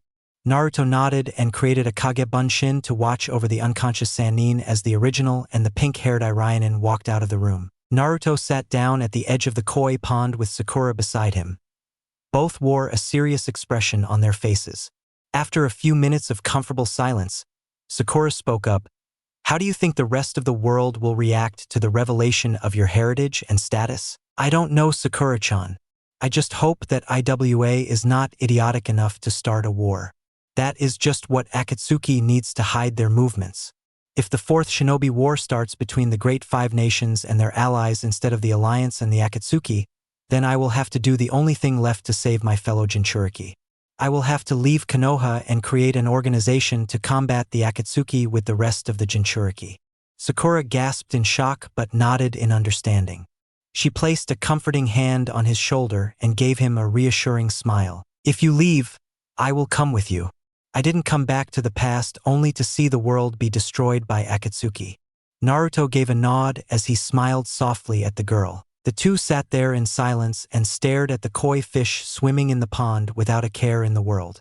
It was in this scene that Yugao walked into as she shunshined into Uzumaki Estate in search for Naruto and Sakura. So this is where you two have been. Hokage-sama was surprised when either of you didn't appear first thing in the morning. Naruto and Sakura turned around to see Yugao in her ANBU uniform and cat mask. Naruto grinned and said, "Morning, Nico-chan. We kind of forgot the time as we discussed what teams we would be put into and what missions are awaiting us. Morning, Nico-san. Sorry for having you come here. We will be going right now," Sakura said with a bow as she placed a hand on Naruto's shoulder and vanished in Shunshin. Yugao smiled as the two left before she left as well. "Ah, Naruto-kun, Sakura-chan. Good of you to show up. These are your ninja registration cards. They contain your ninja registration numbers and other relevant information that are not security risks but still important. And I am thankful that you didn't do something crazy for the photo," Hiruzen said as he handed over their respective registration cards. Both took the cards with a silent nod before looking them over. Sakura's picture showed the perfect image of a kunoichi, while Naruto's was different. Naruto was wearing his new ANBU-style cloths and orange vest. The red haori with yellow lightning bolts lying over the vest, and finally the new Hitayate. Unlike last time, this time his face was serious. "Now all that was salvaged from your parents' house. I put in this scroll. Go through it when you have time. Now normally I do not do this, but with your skills and teamwork, I think it best to ask, what do you think of working under Hitaki Kakashi, your father's surviving student, with Uchiha Sasuke?" Naruto and Sakura thought for a few moments before they turned to each other and started going through hand signs Hiruzen was not familiar with. After a few moments they nodded to each other and turned back to Hiruzen with a serious expression. Sakura finally spoke up. "I mean, no disrespect, Hokage-sama, but would that make our team disproportionately strong? We have no problem working under Hitaki-san and with Sasuke, but aren't teams meant to be balanced?" Hiruzen nodded with a smile. "You two remind me of when I used to teach Jiraiya and Tsunade. You are right in that your team would be stronger than usual, but this year, there are many clan heirs passing. Due to that, we are creating specialized teams. Your team's specialty will be front-line fighters and heavy assault. If required, extraction from behind enemy lines. I think that a team as powerful as you will serve well in those positions." Naruto and Sakura nodded in understanding. "Alright, Gigi, just tell Sensei that if he lets Sasuke be the team he normally is, I will send the team to the hospital." "Sorry, Sakura-chan, but you know why I said that," Naruto said with a guilty expression, getting a sad smile and a nod from Sakura. "What do you mean, Naruto-kun?" Hiruzen asked only for Sakura to reply. "Sasuke is too entrenched in his want to extract vengeance for his clan. He can become a liability if anyone powerful offers him a shortcut to power, or he thinks his comrades are holding him back. He can easily turn on us. Fortunately, I have enough knowledge to be able to keep an eye on his mental condition, but if I see that he is deteriorating to a dangerous mental state, then I request permission to suspend his ninja license and assign him to psychological counseling," Sakura said with a serious expression, getting a surprised look from Naruto. Hiruzen hummed as he thought about it before his expression turned serious. "Is that a request as a comrade or a fully certified Irionin?" "As a fully certified Irionin," Sakura said without hesitating, causing Hiruzen to nod. Request granted. I will have the scroll written up and give to you by the time of team assignments. Thank you, Hokage-sama, Sakura said with a bow, getting a smile from the old man when the door to the Hokage office opened and in rushed a spiky brown-haired boy with a long blue scarf, wielding a kunai. He was wearing a yellow t-shirt with a red Konoha symbol, gray pants, and blue goggles on his forehead. This is it, Gigi. I will defeat you today and take the hat from you, the boy exclaimed as he ran into the office before tripping on his own scarf. Hiruzen just sighed and Naruto stared at the boy with a well-hidden fond smile. Sakura just stared in confusion before she groaned. "Huh, you two tripped me," Konohamaru said as got up and pointed at Sakura and Naruto, causing both of the former to sigh and the latter to pick up the boy by the collar of his t-shirt. "Listen, Gaki, you tripped over your own scarf," Naruto said with annoyance as he raised his fist when Ebisu ran into the room screaming, "Honorable grandson, where are you?" Seeing Konohamaru being held by Naruto, Ebisu grunted out, "Unhand him, ruffian. He is the grandson of Sandaime-sama." Konohamaru grinned as he looked up at Naruto, expecting to see the look of awe only to see annoyance. "I don't care if the Hokage is his grandmother," Naruto said as he punched Konohamaru on the head. "Besides, my father is the Yondaime." "Ha!" Ebisu said as he critically stared at Naruto before exclaiming, "Ah, Naruto-sama, forgive me. I didn't recognize you without your orange tracksuit." Naruto just waved it off and turned his attention back to Hiruzen. "I am going, Gigi. I will see you when I have a bit of free time. Kurama is pushing me to quickly master the basics of the 5 elements. I will be leaving as well, Hokage-sama. I need to get back to my endurance training," Sakura said as the two tried to walk out of the room, only for Konohamaru to say, "Huh, who's the flat-chested girl?" Naruto, Hiruzen, and Ebisu paled in fear, and an ominous presence filled the room centered around Sakura, who had a sweet smile. As Sakura approached the brown-haired boy, the other 3 would swear that they saw a demonic entity overlapping Sakura's position. "You are quite the sweet little Gaki, aren't you?" "That I am, flat-chested girl," Konohamaru said without fear, only causing the other 3 to shiver in fright. Sakura raised her hand and curled her index finger into a flicking position. "Remember, Sakura-chan, he isn't a Jinchuriki. Do not hurt him too much, Eep," Naruto exclaimed when Sakura turned her smiling face at him. Naruto could swear that he was looking at the face of the enraged Jubi again. Sakura turned back to Konohamaru and said, "It isn't polite to talk about a lady's age and their figure, Gaki. What do you have to say for yourself?" "What did I say? I just said that you are flat-chested," Konohamaru said with a clueless face. Tick marks formed on Sakura's forehead as Hiruzen, Naruto, and Ebisu were now trying to look as small as they could, so as to not direct the girl's irritated attention on them. "Shinaro!" Sakura screamed as she flicked Konohamaru on the forehead, causing the boy to fly into the wall. Hiruzen and Ebisu paled to the complexion of a corpse at the show of strength. Ebisu thinking that angering the girl would lead to him spending an extended stay at the hospital, while Hiruzen thought, "This is the second coming of Tsunade. She even has the same anger problems as his former student." As the boy crumpled to the ground staring at Sakura in awe, Sakura turned to the rest of the occupants of the room and said, "Sorry for cracking the wall. I made sure to hold back so that Konohamaru-kun will only have a couple of bruises. Nothing more." Hiruzen nodded as Sakura walked up to Naruto and placed a hand on his shoulder before both vanished in a shunshin. "That was scary. So what did you learn, Konohamaru-kun?" Hiruzen said, drawing the attention of a catatonic Ebisu. Both looked at where Konohamaru was, only to see that he was missing. "Oh no, I hope that he doesn't anger Sakura-chan anymore. I don't think the girl will be able to hold back a second time." Ebisu looked surprised and asked, "Forgive my insolence, Hokage-sama, but shouldn't you punish the girl for harming your grandson?" "No, Konohamaru-kun was in the wrong. Because everyone treats him as my grandson and not as himself, he acts out in an attempt to gain attention on himself. He is not afraid to insult anyone, as he knows that most will not do anything to him. Sakura-chan and Naruto-kun's influence should remove that out of him." Ebisu nodded in understanding before he realized that Konohamaru was still missing. "Excuse me, Hokage-sama. I need to make sure that the honorable grandson doesn't get into trouble again, Ebisu said as he rushed out of the door calling out for Konohamaru to wait for him. Naruto, yes, Sakura-chan? That is Konohamaru under the box following us, right?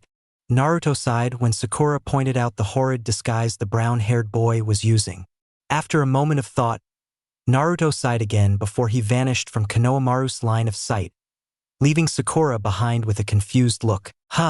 Where did he go? Konohamaru said inside the box, causing Sakura to palm his face in embarrassment. As Konohamaru looked around from the peepholes, someone suddenly lifted the box off him, surprising the boy. What happened? Konohamaru said before a fake cough drew his attention. Turning around, he sheepishly looked up into the eyes of Naruto, who had a disappointed look in them. Why are you following us, Konohamaru? Naruto asked seriously, causing the boy's face to light up in happiness. And you do know that a rock is meant to be asymmetrical, right? I didn't know that, Konohamaru said with confusion, causing Naruto and Sakura to sigh again. Who has been teaching you stealth? Sakura asked, only for the boy to declare with pride that it was Ebisu. Naruto grinned and said, I should have known. Anyway, you haven't told us why you were following us. Ebisu-sensei says that his teachings will make me into a kick-ass ninja in a very short time. But until now, I feel as if I have barely gotten stronger. How can I become Hokage if I am weak? That is why I wanted you two to teach me. I heard that you two took out a Chunin without trouble. You two are very strong. I want to become strong like you two so that I can become Hokage. Then everyone would see me as Konohamaru, and not as the honorable grandson of the Hokage.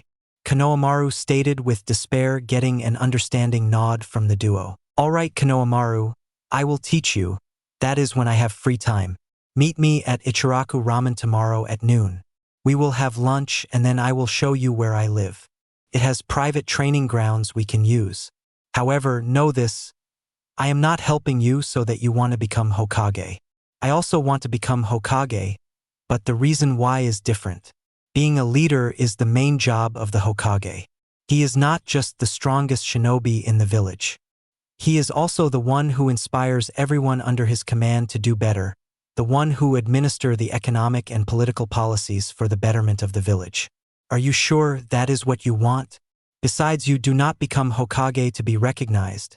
Recognition leads to the Jonin Council voting you in as Hokage. If you want to become strong, don't do it because you want to be Hokage. Become strong so that you can protect those precious to you. Naruto declared with passion, causing a metaphorical fire to light up in the boy's eyes. With a massive grin, Konohamaru replied, Got it, boss. You do not become strong to become Hokage. You become strong to protect those precious to you. The Hokage is the strongest because the whole village is precious to him, right? That's right, Konohamaru. One can only become strong if they have someone precious. If you do not then find someone precious, be it friends, comrades, or even family, just do everything in your power and then some more to protect that precious someone. Then you will truly be strong. Just look at my father, he defeated Kurama, the Kyuubi, because he was protecting the village and me.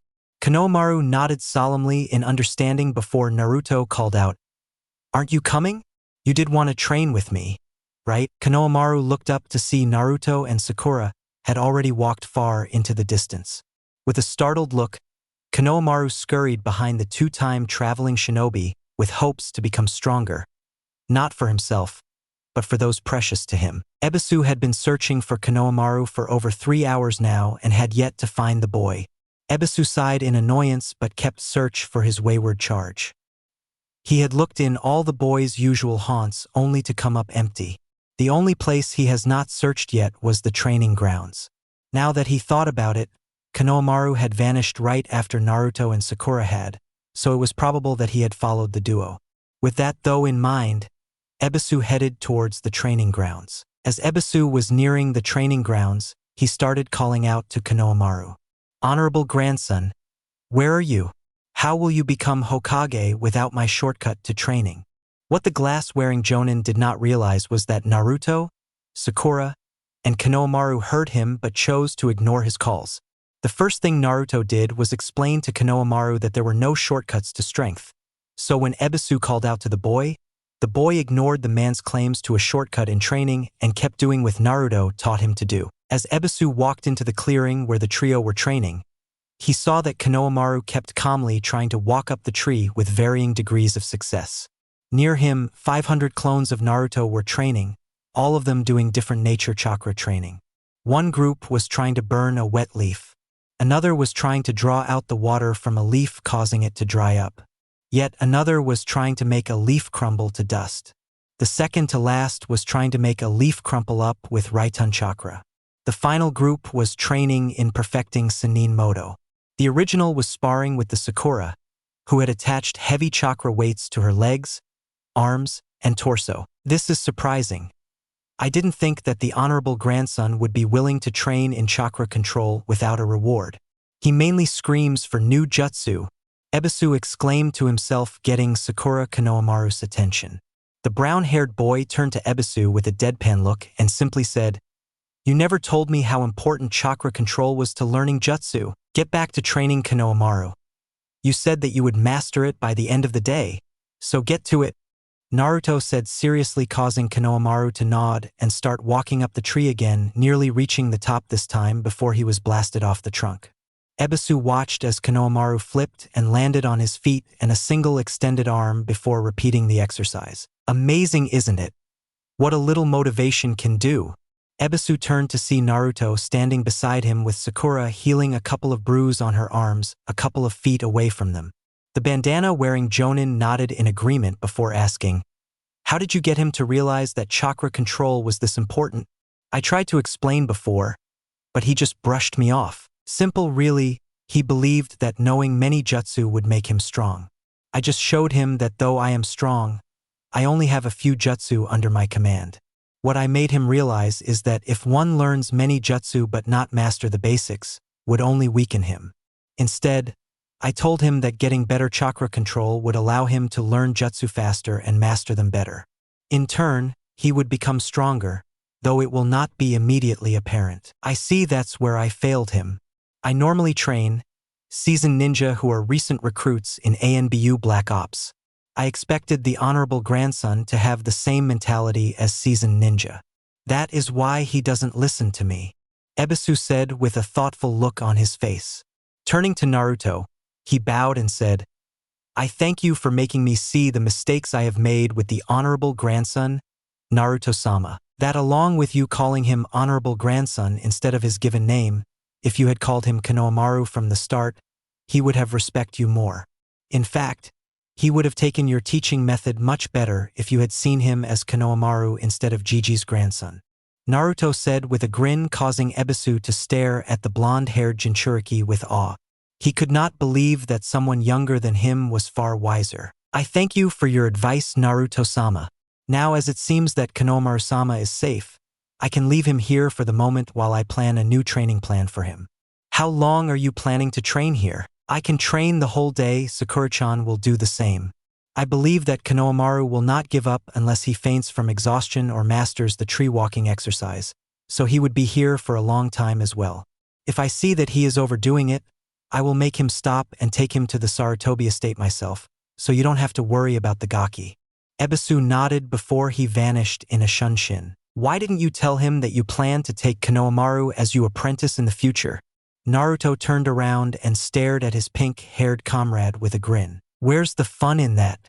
I want to see the look on his face when he finally learns of my plans. He already had his chance to make Konohamaru into someone great. He failed just as most of my teachers failed me." He did not see the diamond hidden among the quartz. Sakura nodded before a sly smirk appeared on her face. I wonder how Tsunade-sama, Irika-sensei, and Jiraiya-sama would have reacted to you taking on a student. I know that Tsunade-sama would have drunk herself into a stupor, complaining about another loudmouth gaki disturbing the peace of her village. Irika-sensei and Jiraiya-sama would be very proud of you right now. Bachan wouldn't complain," Naruto exclaimed with indignation, only for Sakura to giggle at the Uzumaki's pouty face. "Believe whatever you want. Now how about another round?" Sakura said before she charged Naruto with a fist glowing with accumulated chakra. With a grin, Naruto jumped back as Sakura smashed her fist into the ground, causing a massive fissure to form.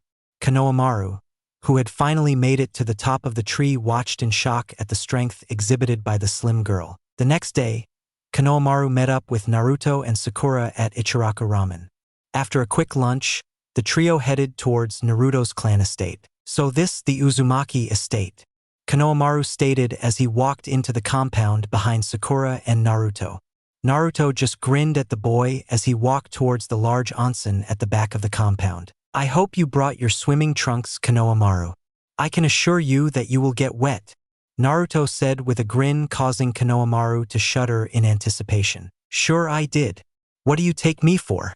Konohamaru said with a pout as he pulled out a dark green pair of swimming trunks from his hip pouch. "Then quickly get changed and meet me here. You can change in that room," Naruto said as he pointed to a small shack off to the compound. With a quick nod, Konohamaru rushed into the shack and closed the door behind him. "You are having way too much fun training him." Naruto turned around to see Sakura wearing a red two-piece bikini.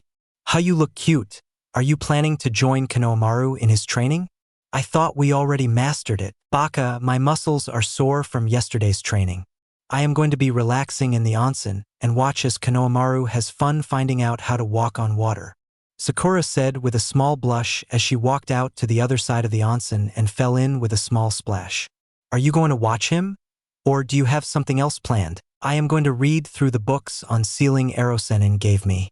I need to start somewhere," Naruto said as he brought out a black book with the title, A Beginner's Guide to Fuinjutsu Volume I by Uzumaki Kushina and Namikaze Minato. Sakura nodded in understanding as she lazed about in the onsen when Konohamaru walked out of the shack. "Huh? Why are you in the onsen?" Konohamaru asked with confusion, only to get a giggle out of Sakura. Naruto ignored the boy in favor of reading the book on Fuinjutsu. "I am just relaxing. Why don't you get started with the water walking exercise, Konohamaru-kun? Remember that unlike tree walking, where the surface remains stable, the surface of the water is ever-changing. You will have to adjust the flow of chakra to be able to keep afloat. Why don't you try it?" Konohamaru nodded and was about to walk onto the water when Sakura said, "Mind your step. The water will feel very hot at first." Konohamaru nodded and walked onto the water with jerky steps. Surprisingly, the boy was doing much better than both Sakura and Naruto expected. He had good chakra control for someone his age and with his larger-than-average chakra reserves. For the next hour, Konohamaru carefully walked about the surface of the onsen, sometimes losing control and falling in only to rise back up and try again. All that time Sakura lazed about in the onsen with Naruto sitting under a large tree reading his book. "We have been here for an hour already. How much have you read until now?" Naruto looked up to see Sakura standing above him, toweling her hair dry. "I have read through the first 3 chapters. The one about what Fuinjutsu is according to my clan and the comparison of that definition with the international one. The next was about the different kinds of seals in existence and their classification. The 3rd chapter introduces the reader to the various elements of a seal with some simple examples. The 4th chapter, the one I am reading, is about 2 different character sets used in Fuinjutsu. The chapter only gives the list of international set. I believe that my clan set will not be in these books, only the theory and rules my clan had developed. I will have to check the clan library to learn that set. The final chapter of this book should be an introduction to basic safety procedures and the basic rules of Fuinjutsu." Sakura nodded in understanding as she removed the towel from her head and wrapped it around her waist. "I am surprised that you understood what the book said so easily. You generally learn through doing instead of reading. Must be the genetic disposition you have to Fuinjutsu." Naruto nodded and returned his attention back to the book as Sakura walked away towards the main house. A loud cheer drew Naruto's attention nearly an hour later. He looked up from the book to see Konohamaru whooping as he ran about on the surface of the water like it was dry land. "Good job, Konohamaru. You got something that takes most genin weeks to learn. You have great chakra control that has now been refined even more. With your new control, theoretically, you can now learn and master any jutsu with ease." Konohamaru grinned with glee at the thought of new jutsu when Sakura walked out of the main house in her usual shinobi gear. "Don't give him false hopes, Naruto. Mastering chakra control does help, but he is still a long way off until he can master any jutsu with ease. He needs a very good theoretical foundation for that to happen. Unlike you, most don't have an innate understanding of chakra manipulation. Sakura said, causing Naruto to pout and Konohamaru to look depressed. Theory is very important, Konohamaru. Learn theory and come to me if you do not understand anything. I will make sure that you understand them. Why would you want to learn jutsu when you can create your own if you understand the theory well enough? Really? I can create my own jutsu? Konohamaru asked with awe, getting a chuckle out of the elder duo. Sakura nodded with a smile on her face as she said, "Why do you think your grandfather is called the professor? He has a great understanding of theory and great chakra control. With same knowledge, I do not know why you will not reach leaves similar to him, maybe even surpass him. You do want to surpass him, don't you?" Konohamaru nodded with enthusiasm, causing Sakura to grin. "Then why don't we spar on the water for a bit? That will help make the exercise second nature to you. After that, I will show you a couple of books on chakra theory. You just need to start reading them. While Sakura-chan helps with you with chakra control, chakra theory, and Genjutsu, I will help with ninjutsu and taijutsu, and when you are ready, I will even start teaching you Senjutsu, that is unless the monkey summons decided to train you themselves in the art," Naruto stated as he got while placing the book in his equipment pouch. "Now how about we make this spar a free-for-all?" Konohamaru started sweating in fear. He knew that sparring with either Sakura or Naruto would be difficult, but to spar against both at the same time and in a battle royal, he knew that he was in for a very bad time. With a sigh of acceptance of his immediate fate, he got into the academy stance and waited for the beatdown he was about to suffer. Sasuke was walking down the road towards the Uzumaki compound deep in thought. The day after graduation, he met with Naruto atop the Yandame's head, looking for the quickest path to strength, only for Naruto to refute his claims, telling him that only time and hard work is the only path to strength while accepting help from others when needed. Previously, he would have scoffed at Naruto's words. Now he accepted them without much fuss. Now that he thought about it, Itachi always told him the same thing before his betrayal, leaving him, Uchiha Sasuke, as the last loyal Uchiha. At one time, he believed Itachi, but after the betrayal, it became hard for him to accept anything Itachi told him. Naruto's words showed that Itachi might have been right. Now that he thought about it, he and Naruto were similar in some aspects as well, just as Naruto and Itachi had similar mentalities. While he knew the love of a family and then lost it, Naruto never knew the love of a family, but he understood the pain of loneliness. Then there was the fact that both of them were the last of their clans. That day atop the Yandame's head, Naruto had revealed his heritage to him, trusting him not to reveal it until the Hokage revealed it to the world, which according to Naruto should have been much later. He needed to remember to ask why it was revealed this soon. Now a big target was painted on Naruto's back, when he wanted to remain in anonymity until the Chunin exams. He already pitted the team that would have Naruto on it. IWA would be sending teams of Jonin to take that team out during missions. The night of the revelation, he checked the Uchiha archives for references to the Uzumaki clan, was shocked to learn of the power of the clan, easily rivaling his own and the Senju, not to mention being distant cousins of both the Uchiha and Senju. The next surprising information about the Uzumaki clan he found was the appearance of random mutations allowing unique Kekkei Genkai to be born, never completely same in two individuals activating the same Kekkei Genkai. To heal the critically injured with just the transfer of chakra, to be able to restrain Biju with chains manifested through chakra and powerful sensory abilities, just to mention a few. Then there were their innate skills with Fuinjutsu, their extreme longevity, and massive chakra reserves. He wondered if Naruto manifested some kind of unique Kekkei Genkai? Well, that was not important. What was how he should proceed with his training, even if he had to swallow his pride and accept Naruto's help. With that thought out of the way, Sasuke looked up to see the gate to the Uzumaki estate. A large red spiral, exactly like the one Naruto had on the back of his orange jumpsuit, was engraved into the top of the gates. A small seal was engraved to the side of the gate with the sign, Channel Chakra, under it. Shrugging, Sasuke placed a finger on the seal and channeled a bit of chakra. At first, nothing happened, but after a couple of minutes, the gates opened to reveal Naruto with a massive grin on his face. "Good of you to come, team. I hope that you are ready for training. I will tell you now, if you don't have the conviction to see it through, then leave right now." Naruto stated with a serious expression, causing Sasuke to raise an eyebrow in curiosity. He had never seen Naruto like this. Just get on with it, Dobe.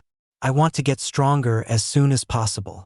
Naruto nodded as he walked into the estate with Sasuke following behind him. Naruto led the Uchiha towards the back of the compound where they found Konohamaru and Sakura sparring. Well, more like Sakura trying to beat the young boy into a bloody pulp while the boy kept screaming and dodging to the best of his abilities. Konohamaru, you need to attack as well. Dodging will only save you for so long, Sakura said with a sweet smile that caused a shiver to run down all three boys' spines. Naruto and Sasuke watched as Sakura raised her leg in a vertical split and brought it down on the ground, causing the whole ground to crack and shatter as pieces of rock the size of small boulders flew up into the. Konohamaru did his best to dodge the rocks, only for Sakura to appear in front of him and kick him out of the training ground with a roundhouse kick to the belly. You need to learn to attack even in the face of insurmountable odds, Konohamaru. If you don't, you will never surpass Gigi. Naruto stated, stoically getting a nod from the kid. Now, why don't you have a rest while I help Sasuke activate his Sharingan? How will you help me activate my Sharingan? Sasuke asked, intrigued, while Sakura suddenly paled in realization. Naruto ignored Sasuke in favor of whining to Sakura. Did you have to demolish the training ground again? I hate wasting chakra to repair it. Stop whining. With the repairing seals embedded in the bedrock under the training ground, you will have it fixed in a second. Now have fun trying to kill Sasuke while I torment Konohamaru-kun with chakra theory.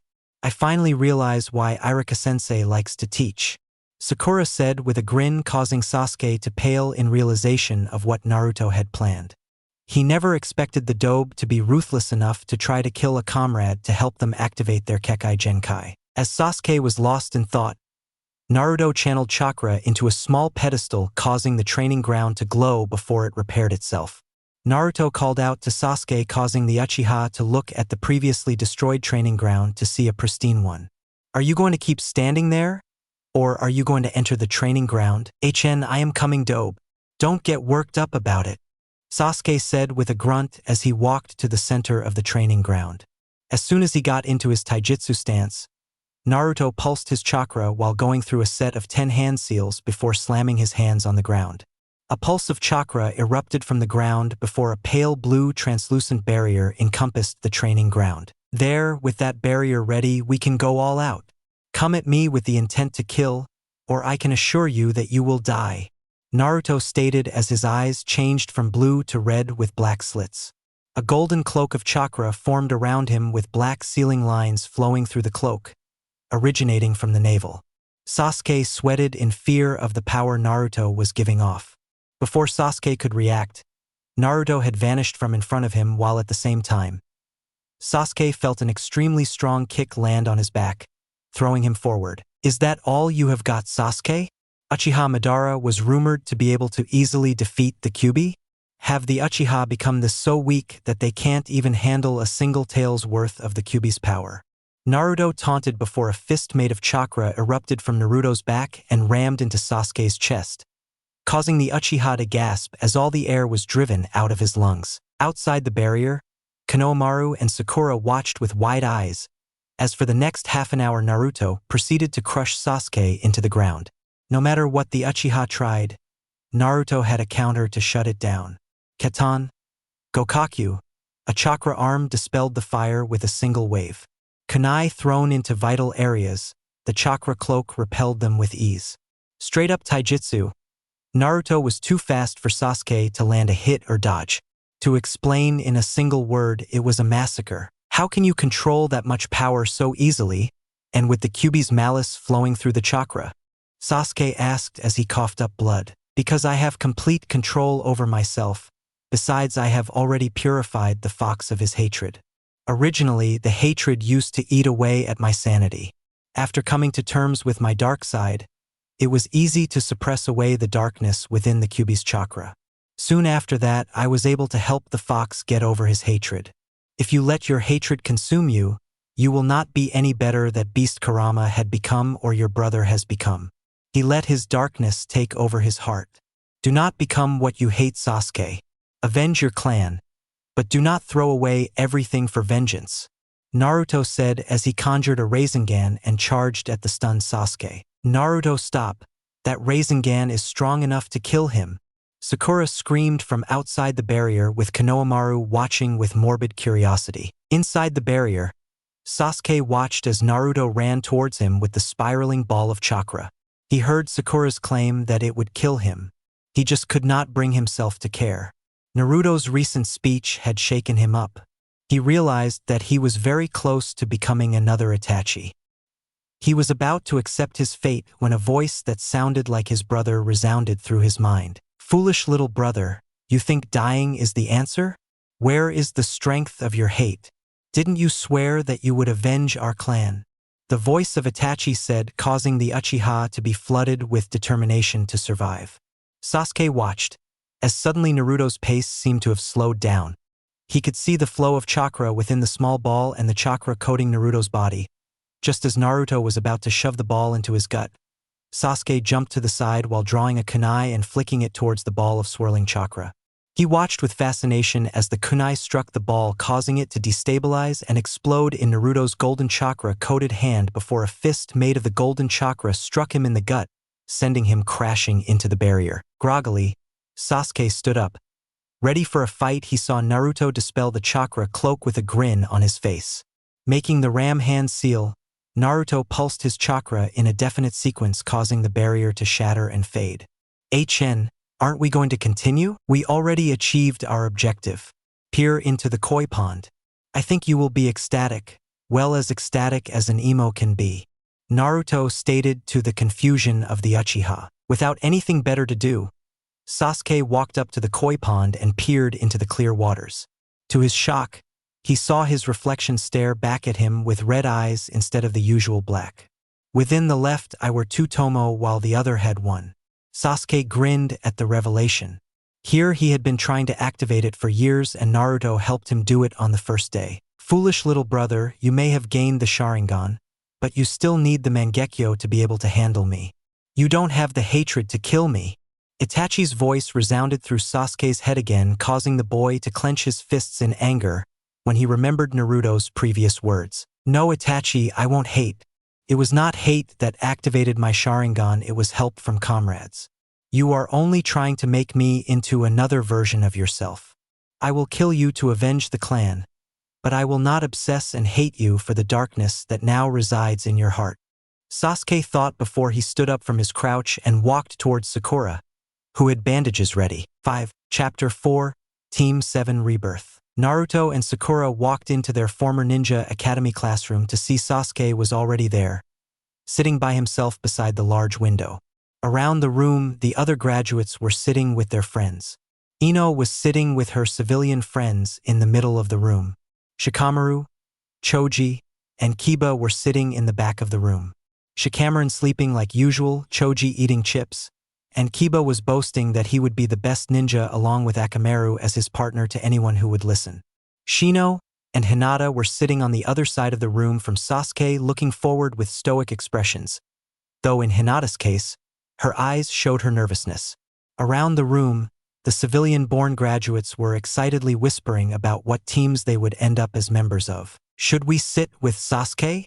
Sakura asked in a whisper only for Naruto to shake his head. I will sit with him. We don't know what would happen if the rest saw you suddenly becoming friendly with him. It is best not to anger the fangirls. Sakura nodded her head as she walked towards the empty seat beside Hinata. When Naruto sat down beside Sasuke, everyone turned to look at him in surprise. None of them had even sensed him come into the room, let alone how he made it across the room without anyone sensing him. Dobe, you ready for team assignments? Sasuke said quietly, but everyone heard him causing a gasp to escape most of the civilian-born. The clan heirs, on the other hand, watched with a curious gaze. Team, you know I am always ready. How far have you gotten in the tree-walking exercise? Naruto asked, getting a shocked look from everyone. Shikamaru raised his head and watched the exchange with a suspicious gaze. I finally made it to the top and can consistently do that now, so according to you, I have mastered the exercise, right? Naruto shook his head. No, you haven't. The only way to truly master it is to be able to fight while hanging upside down for an hour without losing control for even a moment. We can test how far you are along after team assignments. Sasuke nodded as he said, "Thanks for training me, Naruto, and for your help in awakening my Sharingan. Don't mention it, Sasuke," Naruto said when Kiba jumped out of his seat and slammed his hands into the desk in front of him. "Why are you helping the team train Naruto? He gets everything handed to him on a silver plate. Moreover, he is a loner, someone who could easily betray us for more power. He is always going on about killing that treacherous brother of his, and you, the great Uchiha elite, how low you have fallen to ask help from the one you considered a dope." Kiba exclaimed in anger, causing Sasuke's eyebrow to twitch in annoyance. He just grunted and looked out of the window. Naruto, on the other hand, was glaring at the boy with annoyance. "Kiba, you are a ninja. Learn to keep your thoughts to yourself. Now, why I am training him is simple. The day after the exams, I met Sasuke atop my father's head and told him the reason why I am strong. Sasuke asked me for training. If you asked, I would help you train as well. Next, you have no right to call him a traitor for him wanting to kill his brother. What would you do if a relative of yours slaughtered your clan? As for calling him treacherous, everyone has the capability to become a traitor. It is what you do with the impulse that makes you, you. Don't call someone a traitor before they have done something to warrant such an accusation." A clapping sound caught everyone's attention as Naruto finished his speech. "Good speech, Naruto, and you, Kiba, mind your tongue. What you said could be considered a slight against a fellow Konoha clan. That carries a hefty price, either monetary or capital depending on who you are insulting. As Sasuke is the last of his clan, he is the clan heir. So insulting Sasuke will lead to you receiving 10 lashes. It is in the Konoha Charter to prevent hostilities between clans. Do not test it. You are considered an adult as soon as you put the Hittite on your forehead. You shall be punished as such." Kiba nodded, stunned at what Irika had said as the scar-faced Chunin walked into the room and sat down at the teacher's desk. "Now I have something to tell all of you. As I said to Kiba, all of you are considered an adult from now on. As such, you are now entitled to all the rights given to an adult citizen of Konoha. As a member of the shinobi forces, all of you are expected to behave with a certain degree of discretion. Insubordination carries a heavy price. Depending on the damage done due to insubordination, you may suffer punishments that may include suspension from the forces, dishonorable discharge, imprisonment, or even execution. I hope that you keep that in mind as you go about your daily duties. Never overstep your authority or question your superiors without proper reason. As shinobi, you now carry the honor of our great village. I hope that all of you shall work hard in keeping the image of the village." Everyone nodded in agreement, even Sasuke, who normally ignores such speeches.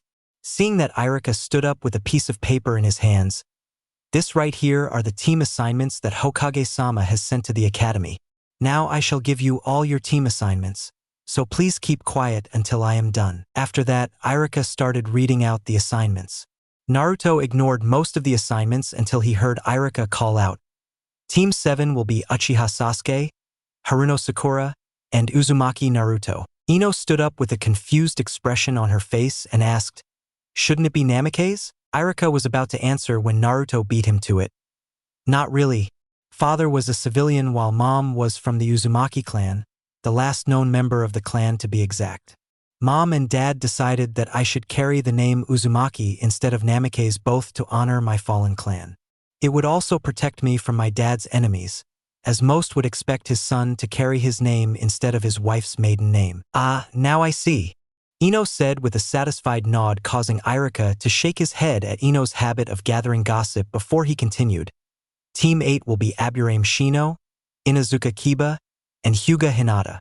Team 9 is still in circulation, so Team 10 will be Nara Shikamaru, Akimichi Choji, and Yamanaka Ino." Irika placed the sheet of paper on his desk before looking at his class. It seems that his previous speech had a good effect on his former students. "Now I wish you all luck in your careers. I hope that all of you shall make a name for yourself. Now you may leave for lunch. Remember to be back in an hour to meet your Jonin sensei." Irika was about to leave the classroom when Shikamaru stopped him. "Irika sensei, I have a question." "Go ahead, Shikamaru. Isn't Team 7 overpowered?" Naruto may be the dope as he always kept his marks low throughout the academy, but we all know the power he has. Then Sasuke is the rookie of the year and the second best shinobi in the class right after Naruto. Finally is Sakura, who was the top kunoichi even before her own power was revealed. Don't you think it is unfair to the rest of us? Irika nodded in understanding before he said with a smile, I understand you concerns Shikamaru, but you have to realize that unlike the first 6 teams, the last 3 are specialized ones. Take your own, for example. Team 10 is created with the goal of capture, intelligence gathering, and interrogation in mind. Similarly, Team 8 is a team specializing in tracking, capture, and reconnaissance. Team 7 is going to be front-line fighters, heavy support, and asset retrieval from behind enemy lines. That is why they are this powerful. They will not be the ones getting support. They will be the ones providing it. Troublesome. I didn't know that any genin team could have 3 such difficult and dangerous specializations at the same time, Shikamaru said with a groan, getting a chuckle from Irika. They wouldn't have had those specializations if Naruto and Sakura weren't as strong as they are. Naruto is probably strong enough to defeat his Jonin sensei, depending on who his sensei is. Let me tell you something I overheard Hokage-sama and Jiraiya-sama talking that on his good day, Naruto should be able to defeat either one of them. Gasps filled the room as everyone realized what that meant. At the same time, Naruto and Sakura suppressed a smirk. It seems that Jiraiya had already started his information control with Konoha as the source. Troublesome blonde. Couldn't you have kept your abilities hidden for longer? Shikamaru said only for Naruto to send a mischievous grin at the Nara air, causing him to shiver in fright. He really did not want to know what was going through Naruto's head at this very moment. Every time he had seen that grin, someone had ended up humiliated. He just hoped that it was not directed at him. Now that Shikamaru's curiosity is settled, I wish you luck and behave for your new sensei. I am proud to call you all my students, Irika said before walking out of the room. Soon after, the rest of the class ran out of the room to have a quick lunch before returning to meet their Jonin sensei. Everyone having returned from lunch was sitting with his or her teammates. Naruto and Sakura had forced Sasuke to accompany them to Ichiraka Ramen for a quick lunch before returning to the classroom and commandeering seats in the front of the room in the middle row. After waiting for a couple of minutes, the Jonin sensei started arriving in the classroom and leaving with their teams. Naruto and Sakura did not recognize the Jonin sensei for the first 6 teams, but the final 3 they recognized quite well. Yuhi Kurenai was the first to enter. She was wearing her usual red uniform with bandages wrapped around her torso and thighs.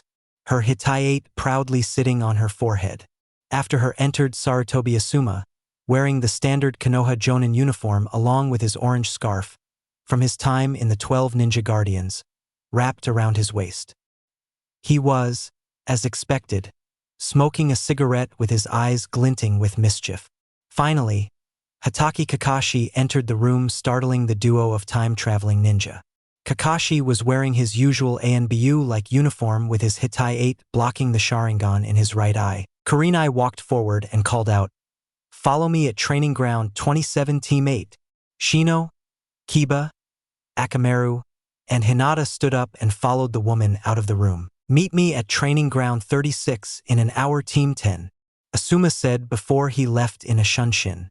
The members of Team 10 looked at each other before sighing and running out of the room. Team 7 and Kakashi stared at each other for a few minutes, causing Sasuke to fidget under the scrutinizing gaze of the elite Jonin. Naruto and Sakura stared at the silver-haired Jonin with suspicion before Naruto stood up and asked, "I heard that you have a chronic problem with lateness. How come you are here and on time?" Kakashi turned his scrutinizing gaze upon Naruto before he sighed.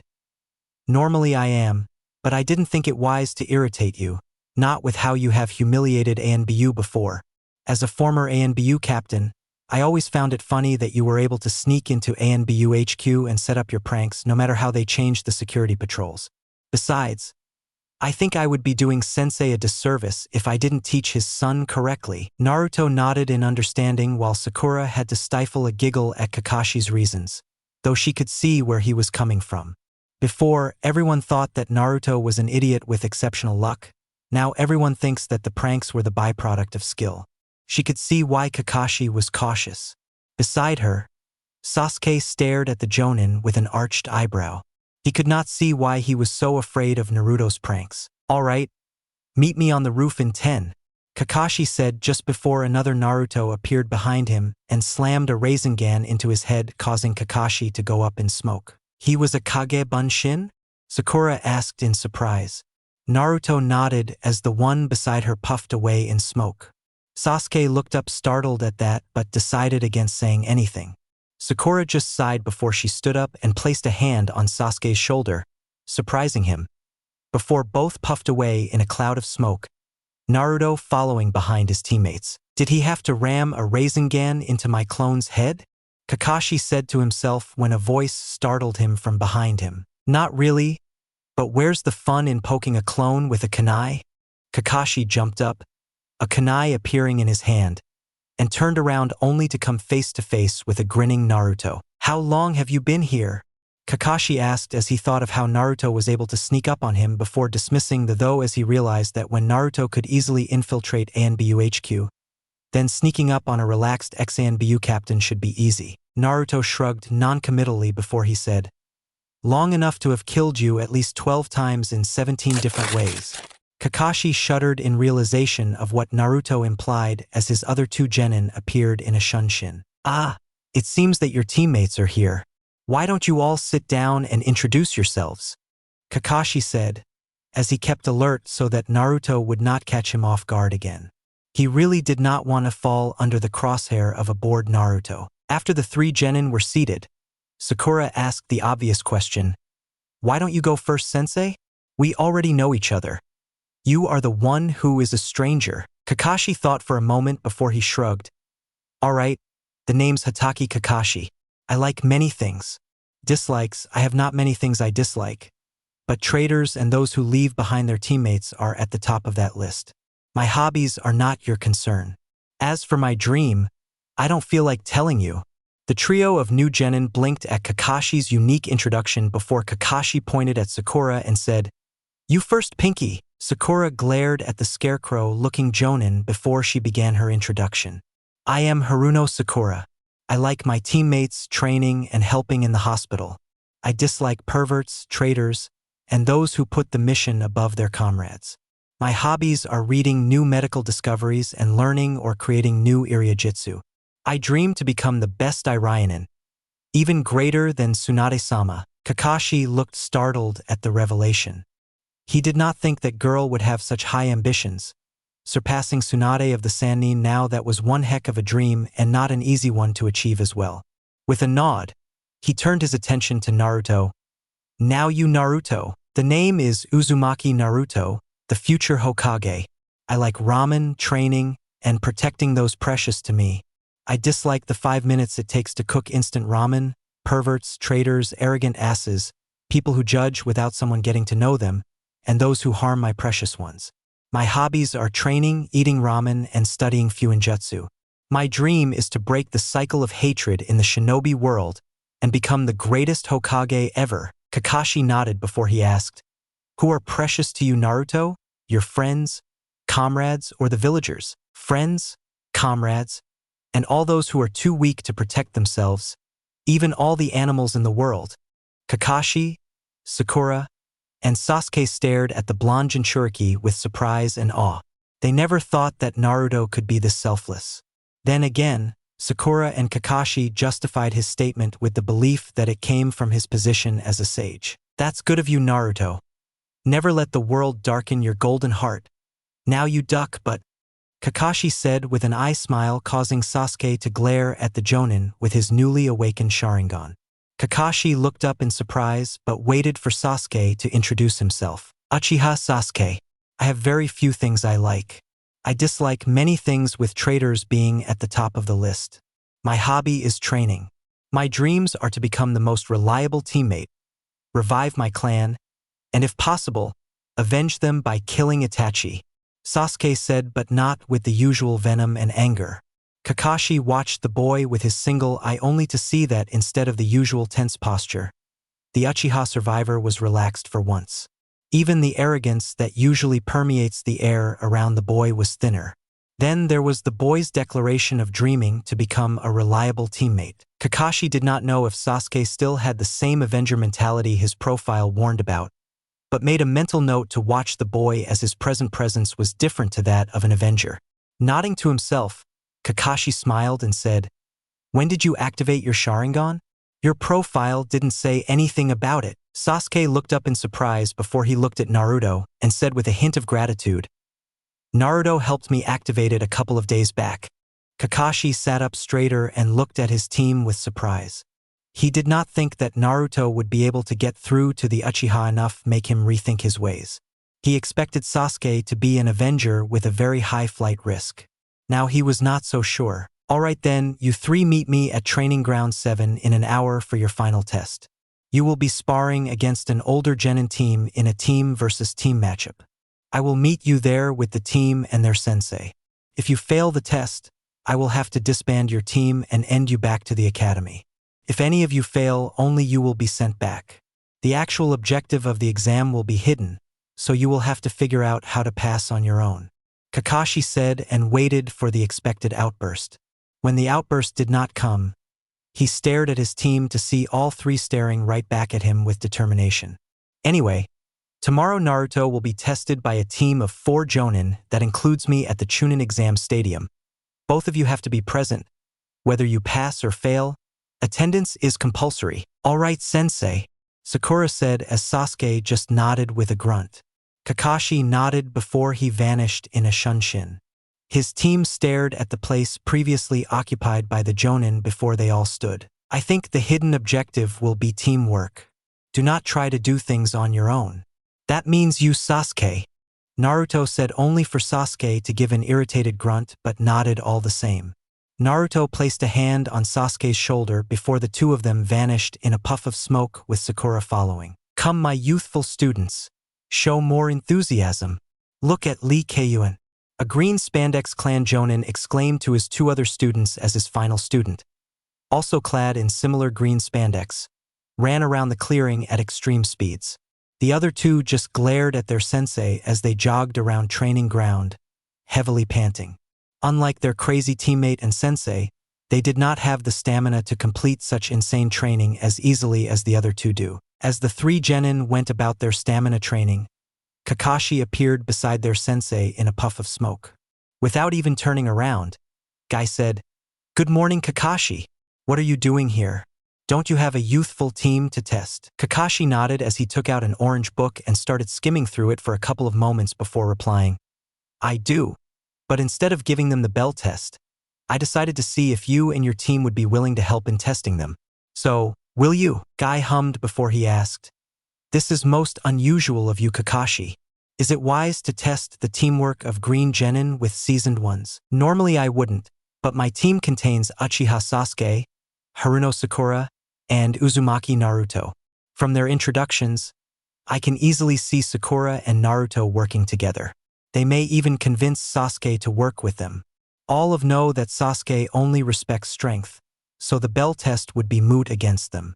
They are assured to pass." Guy nodded in understanding before he asked, "So, why not still give them the bell test? I do not see why you want to put them up against seasoned genin. My team may have great teamwork, but Naruto-kun would easily destroy all of them in a moment. Then there is Haruno Sakura, the youngest person to gain full Irinen certification, not to mention battlefield certification. We do not know what skills she is hiding, especially after training with Naruto-kun.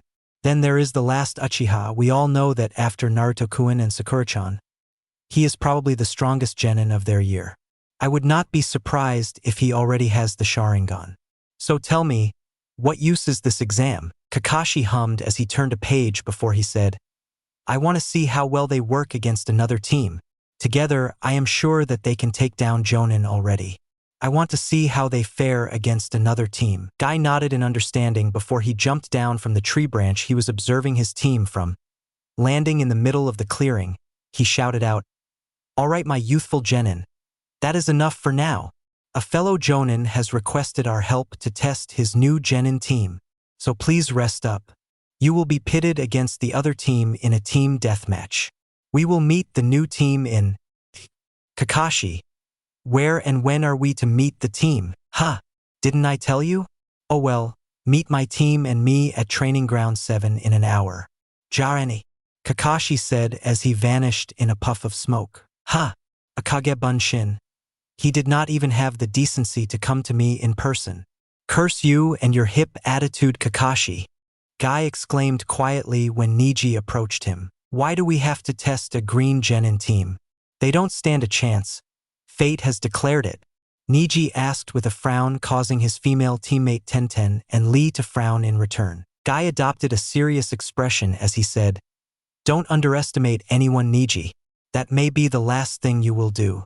I again advise that you curb your arrogance.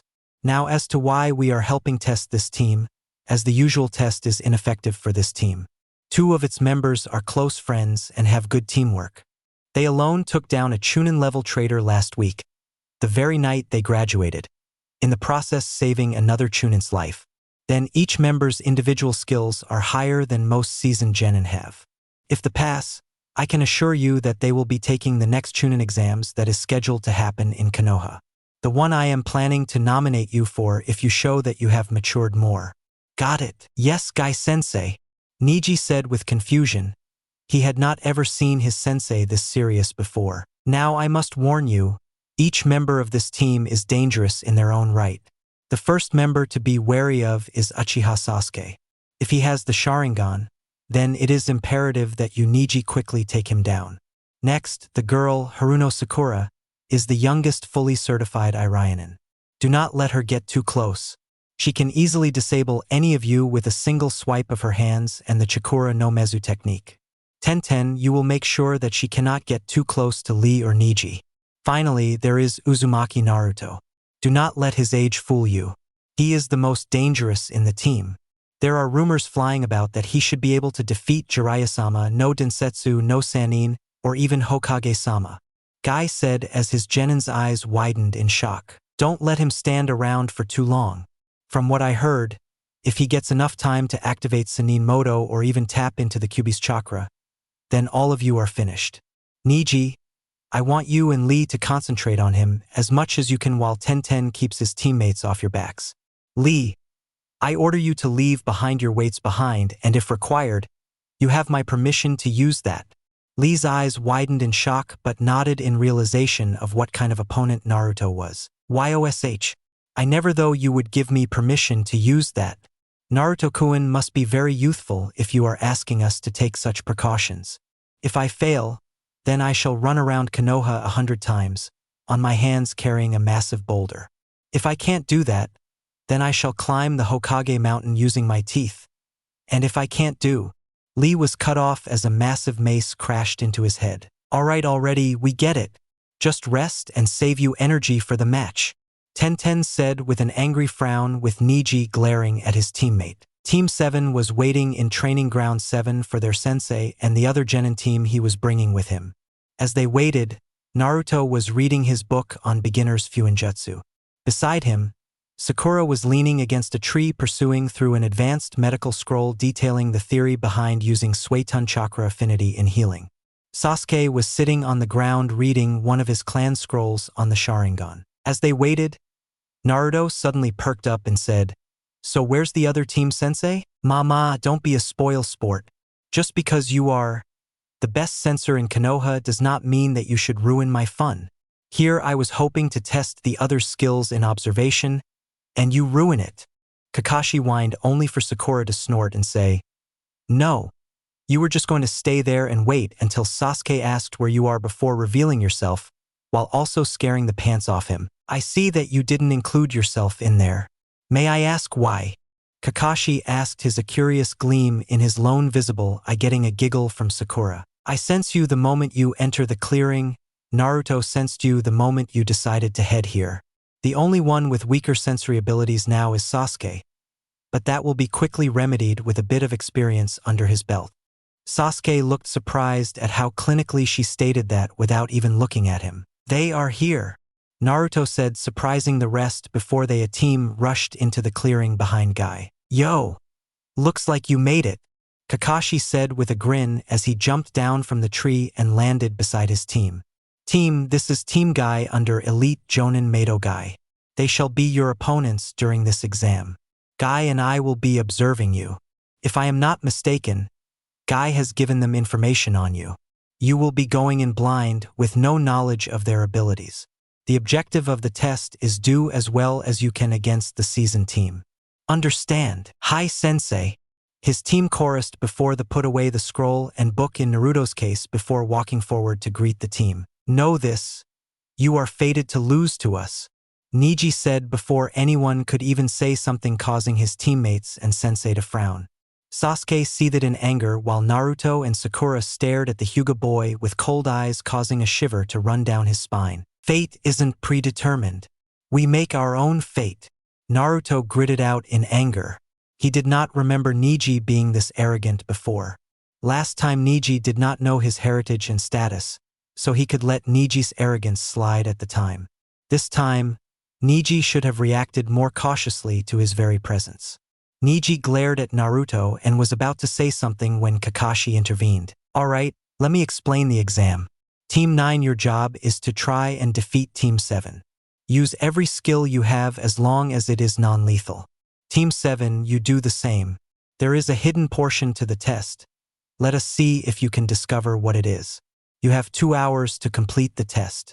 If Guy or I see that any of you are in danger, we will intervene. Now Hajime, Kakashi said as he and Guy vanished from the clearing and reappeared on a tree branch near the edge of the clearing. Team 7 and Team 9 watched each other carefully for a few minutes before Sasuke finally lost his patience and charged at Niji with his Sharingan blazing. Seeing this, Niji ran forward to intercept the Uchiha, only to jump away from Sakura, who smashed her fist into the ground where he was previously. A booming sound filled the training ground before a crater 5 feet wide formed under Sakura's fist. Guy, Kakashi, Sasuke, and Team Guy watched in shock at the power the slender girl displayed. Team Guy regrouped and cautiously observed Team 7, who had regrouped as well. I didn't think that the girl would be this dangerous. I know that an accomplished Irionin is someone to be wary of, but this monstrous strength. It reminds me of the stories of Tsunade-sama. Tenten said with an uncertain tone. Niji and Lee nodded in understanding. Lee, you go after the blonde. Guy-sensei said not to give him time to prepare anything. I will quickly handle the Uchiha while Tenten keeps the girl busy. Niji said, and without even waiting for confirmation, Niji charged at Sasuke, knowing that his team would back him up. Lee did not waste any time and charged at Naruto, who was standing with his eyes closed. Sakura was about to intervene when she jumped away from the kunai Tenten threw with pinpoint accuracy. Seeing that she would be unable to help her teammates until Tenten was defeated, Sakura charged at the bun-haired girl with surprising grace and speed, dodging any kunai and shuriken she could while batting away others with the kunai in her hands. Meanwhile, Niji engaged Sasuke in a one-on-one taijutsu spar, trying to seal off Sasuke's tenketsu, only for the Uchiha to dodge at the last moment and counterattack that Niji barely dodged due to his Byakugan. I must say, for a greenhorn, you are good, as expected of one from such an exalted clan. Sasuke did not show any reaction. Instead, he jumped back and formed a couple of hand seals before bringing his hands to his mouth, calling out, Katan? Gokaku no Jutsu. Niji watched as a massive ball of fire flew out of Sasuke's mouth and rushed towards him. Seeing that he would not be able to dodge in time, he sighed before spinning in place, causing a dome of blue chakra to form around him. As the fireball collided with the swirling dome of chakra, it dissipated into nothing, causing Sasuke to stare in shock. At the same time, Lee tried to kick Naruto, who had his eyes closed, only for the blonde Jinchuriki to dodge without effort. Seeing his initial attack had been thwarted, Lee started a quick combo of heavy kicks and punches with a couple of feints thrown in. To the spandex-clad boy's frustration, Naruto seemed to be able to easily dodge or redirect everything he threw at him. I must say, I didn't think that Sakura-chan was this skilled. Most Irionin are usually dead weight, only useful in healing teammates and distractions. Kakashi hummed in response as he watched Niji surround himself in a dome of swirling chakra to protect himself from the fireball Sasuke threw at him. So are you students? It is nearly unheard of a branch member of the Hyuga clan to use Learn Hakusho Kadian. Then the Kunoichi is a great markswoman. Such accuracy is hard to come by outside elite ANBU units. Then there is your apprentice. Lee, was it? He is far ahead in taijutsu in comparison to his peers. You have trained them well, Guy. Guy nodded appreciatively as he carefully observed Naruto dodging everything Lee threw at him with his eyes closed. It was a bit disconcerting for the taijutsu master to see someone that good. Well, Naruto-kun is living up to expectations and surpassing them. I can see why he is the face of Konoha for this generation. Sasuke-kun isn't that bad either. Guy observed as he watched Sasuke use a quick kawarimi to dodge a strike to his heart before retaliating with a katan. Hozenka no jutsu. Multiple small ball of fire fired out erratically from Sasuke's mouth and flew towards Neji, who just smashed forward a palm calling out, Hakusho! Neji smirked as the wave of vacuum left his palm and easily snuffed out the flames, only to be shocked when he saw that shuriken were hidden in the fireballs. Barely dodging the shuriken, he was unable to react when Sasuke bound him in ninja wire. Grinning, Sasuke placed the wires in his mouth as he formed hand seals for his next jutsu. Neji watched with frustration as Sasuke called out, Katan? Ryuka no jutsu. A wave of fire ran down the wire and collided the Hyuga prodigy before exploding. Sasuke grinned for a moment before he saw that only charred remains of a log instead of Neji. Before he could react, Neji appeared in front of him with a foul expression on his face. We Hyuga don't like using jutsu that aren't clan ones. You have forced me to use one to save myself, so you must pay for sullying my clan honor. You are in my field of divination. Hack Sanjuni show. Sasuke watched helplessly as Neji proceeded to ram his chakra-coated fingers on his tenketsu without remorse. An I show. Neji called out, striking 2 times. Yan show. Hachi show. Jiroku show. Sanjuni show. As Neji landed the final set of strikes, Sasuke was thrown back, catching Naruto and Sakura's attention. Neji was heavily panting from the exertion and the amount of chakra he had already used up. You alright, Neji? Tenten asked, only for the Hyuga prodigy to ignore his teammates' concern. Turning his attention to the downed Uchiha, he said arrogantly, Give you. As I said, fate had already declared my team the winner. I have sealed your tenketsu. Now you are as powerless as a civilian is. Without you, your team will lose. All of you should just give up now. Neji expected the other 2 give up right there, but he gaped when Naruto, Sakura, and Sasuke started laughing. Lee and Tenten appeared beside the tired Neji with confused looks in their faces. Neji started getting angry when Sasuke spoke up. You think temporarily disabling me has put my team in a disadvantageous position? You are more blind than I thought. You call yourself a member of the clan with the all-seeing eyes, but I say that your clan is blind. If he wanted, Naruto could have finished the fight in the first few moments. The dead last, don't kid yourself. The only reason he is so highly thought of is for who his father is. Konoha is known for favoritism. The main branch is always shown favoritism. Neji spat in anger. Everyone to frown at Neji's anger but decided to let Sasuke handle it. Sasuke sighed before he said, Until recently I was obsessed with power for revenge. I can see you walking down the same path I recently left. If you let that anger fester, I will not be surprised if you end up a nuke Nin. As for Naruto being respected for his father's accomplishments, I cannot refute that claim among the civilian populace, but amongst the shinobi, I can guarantee that most respect him for his prowess. Let me tell you, when Naruto first started training me, I used all of my power and then some to try to defeat him. I failed. He was faster, stronger, and most of all brutal. He did not let up even when I was on my last legs, forcing me to activate my Sharingan to save myself. Even then, if he did not stop at the right moment, I can guarantee that I would be in the hospital still recovering. The sad thing was that I know he did not even use a quarter of his true power. Now do you still think you would win if he was serious? Tenten, Lee, Guy, and Kakashi gaped in shock at the revelation while Neji just sneered. Your words won't affect me.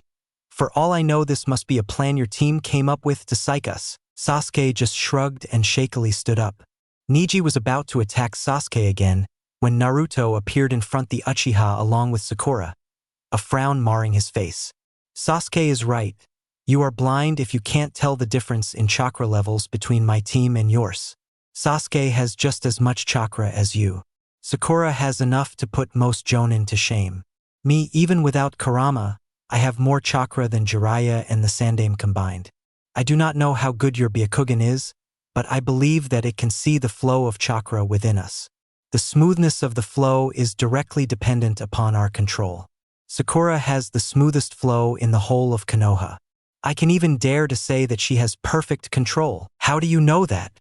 Neji sneered as he concentrated in observing what Naruto said.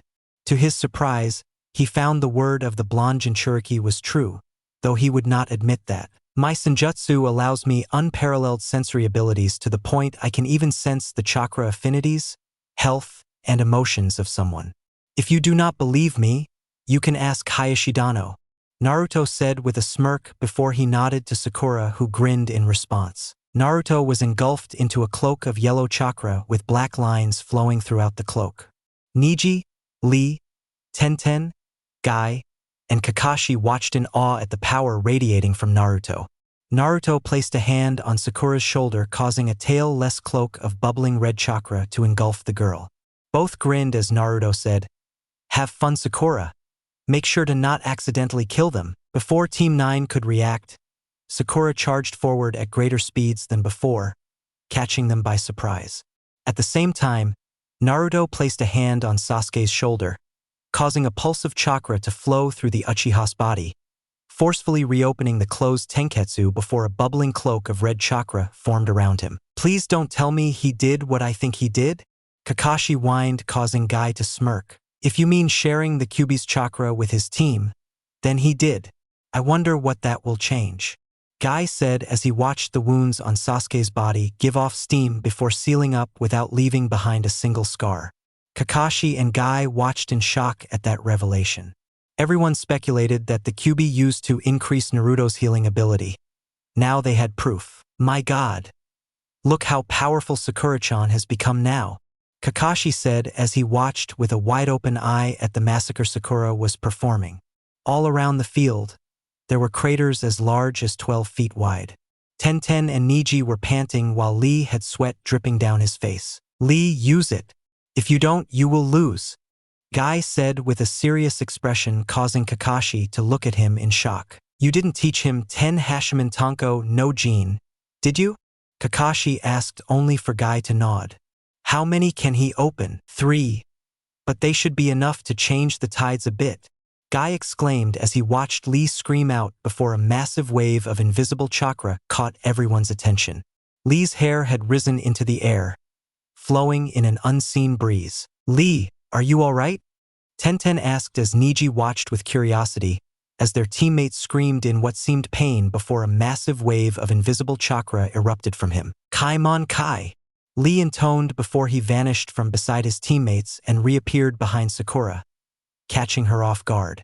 She did not expect Lee to be able to open the inner gates this soon. Before she could dodge, Lee called out, "Konoha Kagabayo," and kicked her into the air. Jumping after her, Lee flipped himself as he unwrapped the medical bindings around his arms and quickly wrapped them Sakura before started rapidly spinning with the girl in his grasp. "Omote Renge," Lee called out just before he and Sakura was about to hit the ground as he let go and jumped back. Sakura crashed into the ground head first. Massive booming sound filled the clearing as a large cloud of smoke covered the area Sakura crash-landed. "Lee, you weren't supposed to gravely injure the girl. I wanted you to attack Naruto-kun. A normal human will be gravely injured from this," Guy scolded as Lee looked down when a clapping sound emerged from the cloud of dust. Everyone intently started into the cloud of dust, waiting to see who was making the sound, though Guy suspected that Sakura was not as injured as he feared. "That was very good, Lee. If the chakra cloak did not protect me, I would have suffered grave injuries. You truly are a great taijutsu specialist." Everyone, other than Naruto, watched with shock as a small shockwave of chakra blew away the dust cloud, revealing Sakura, completely unharmed, the bubbling cloak of chakra floating about around her. Lee gaped at the sight. He could not believe that someone could come out of the Omote Renge unharmed. "How? How what? How did the flimsy-looking cloak protect me?" Lee nodded, causing Naruto to chuckle. The potency of the chakra is so high that it can act as a solid barrier against a finite amount of force. Your technique does not have the strength to pierce it, Naruto said, causing Lee to nod in realization. Yash, that is truly a youthful defense that you share with your teammates, Naruto-kun. Now I will show you the power to pierce that cloak, Lee said as he screamed out again. A green aura formed around him as two strands of smoky blue swirled around him. His skin turned red as his hair flew up. Kumon Kai, Simon Kai, Sasuke, get up on that tree and rest. Let me and Sakura finish it, Naruto exclaimed before he vanished from his place and reappeared in front of Lee, intercepting the taijutsu specialist's kick with one of his own. A shockwave erupted from the contact, causing strong winds to blow about the field. Soon, the field was filled with shockwaves as Naruto kept intercepting all of Lee's strikes with his own. Sasuke appeared beside Guy and Kakashi. As the two sensei observed the battle going on below, Kakashi did not divert his eye from the battle below, but asked, "What are you doing here, Sasuke?" Naruto asked me to climb a tree and rest. That is what I am doing. I have already used a lot of chakra.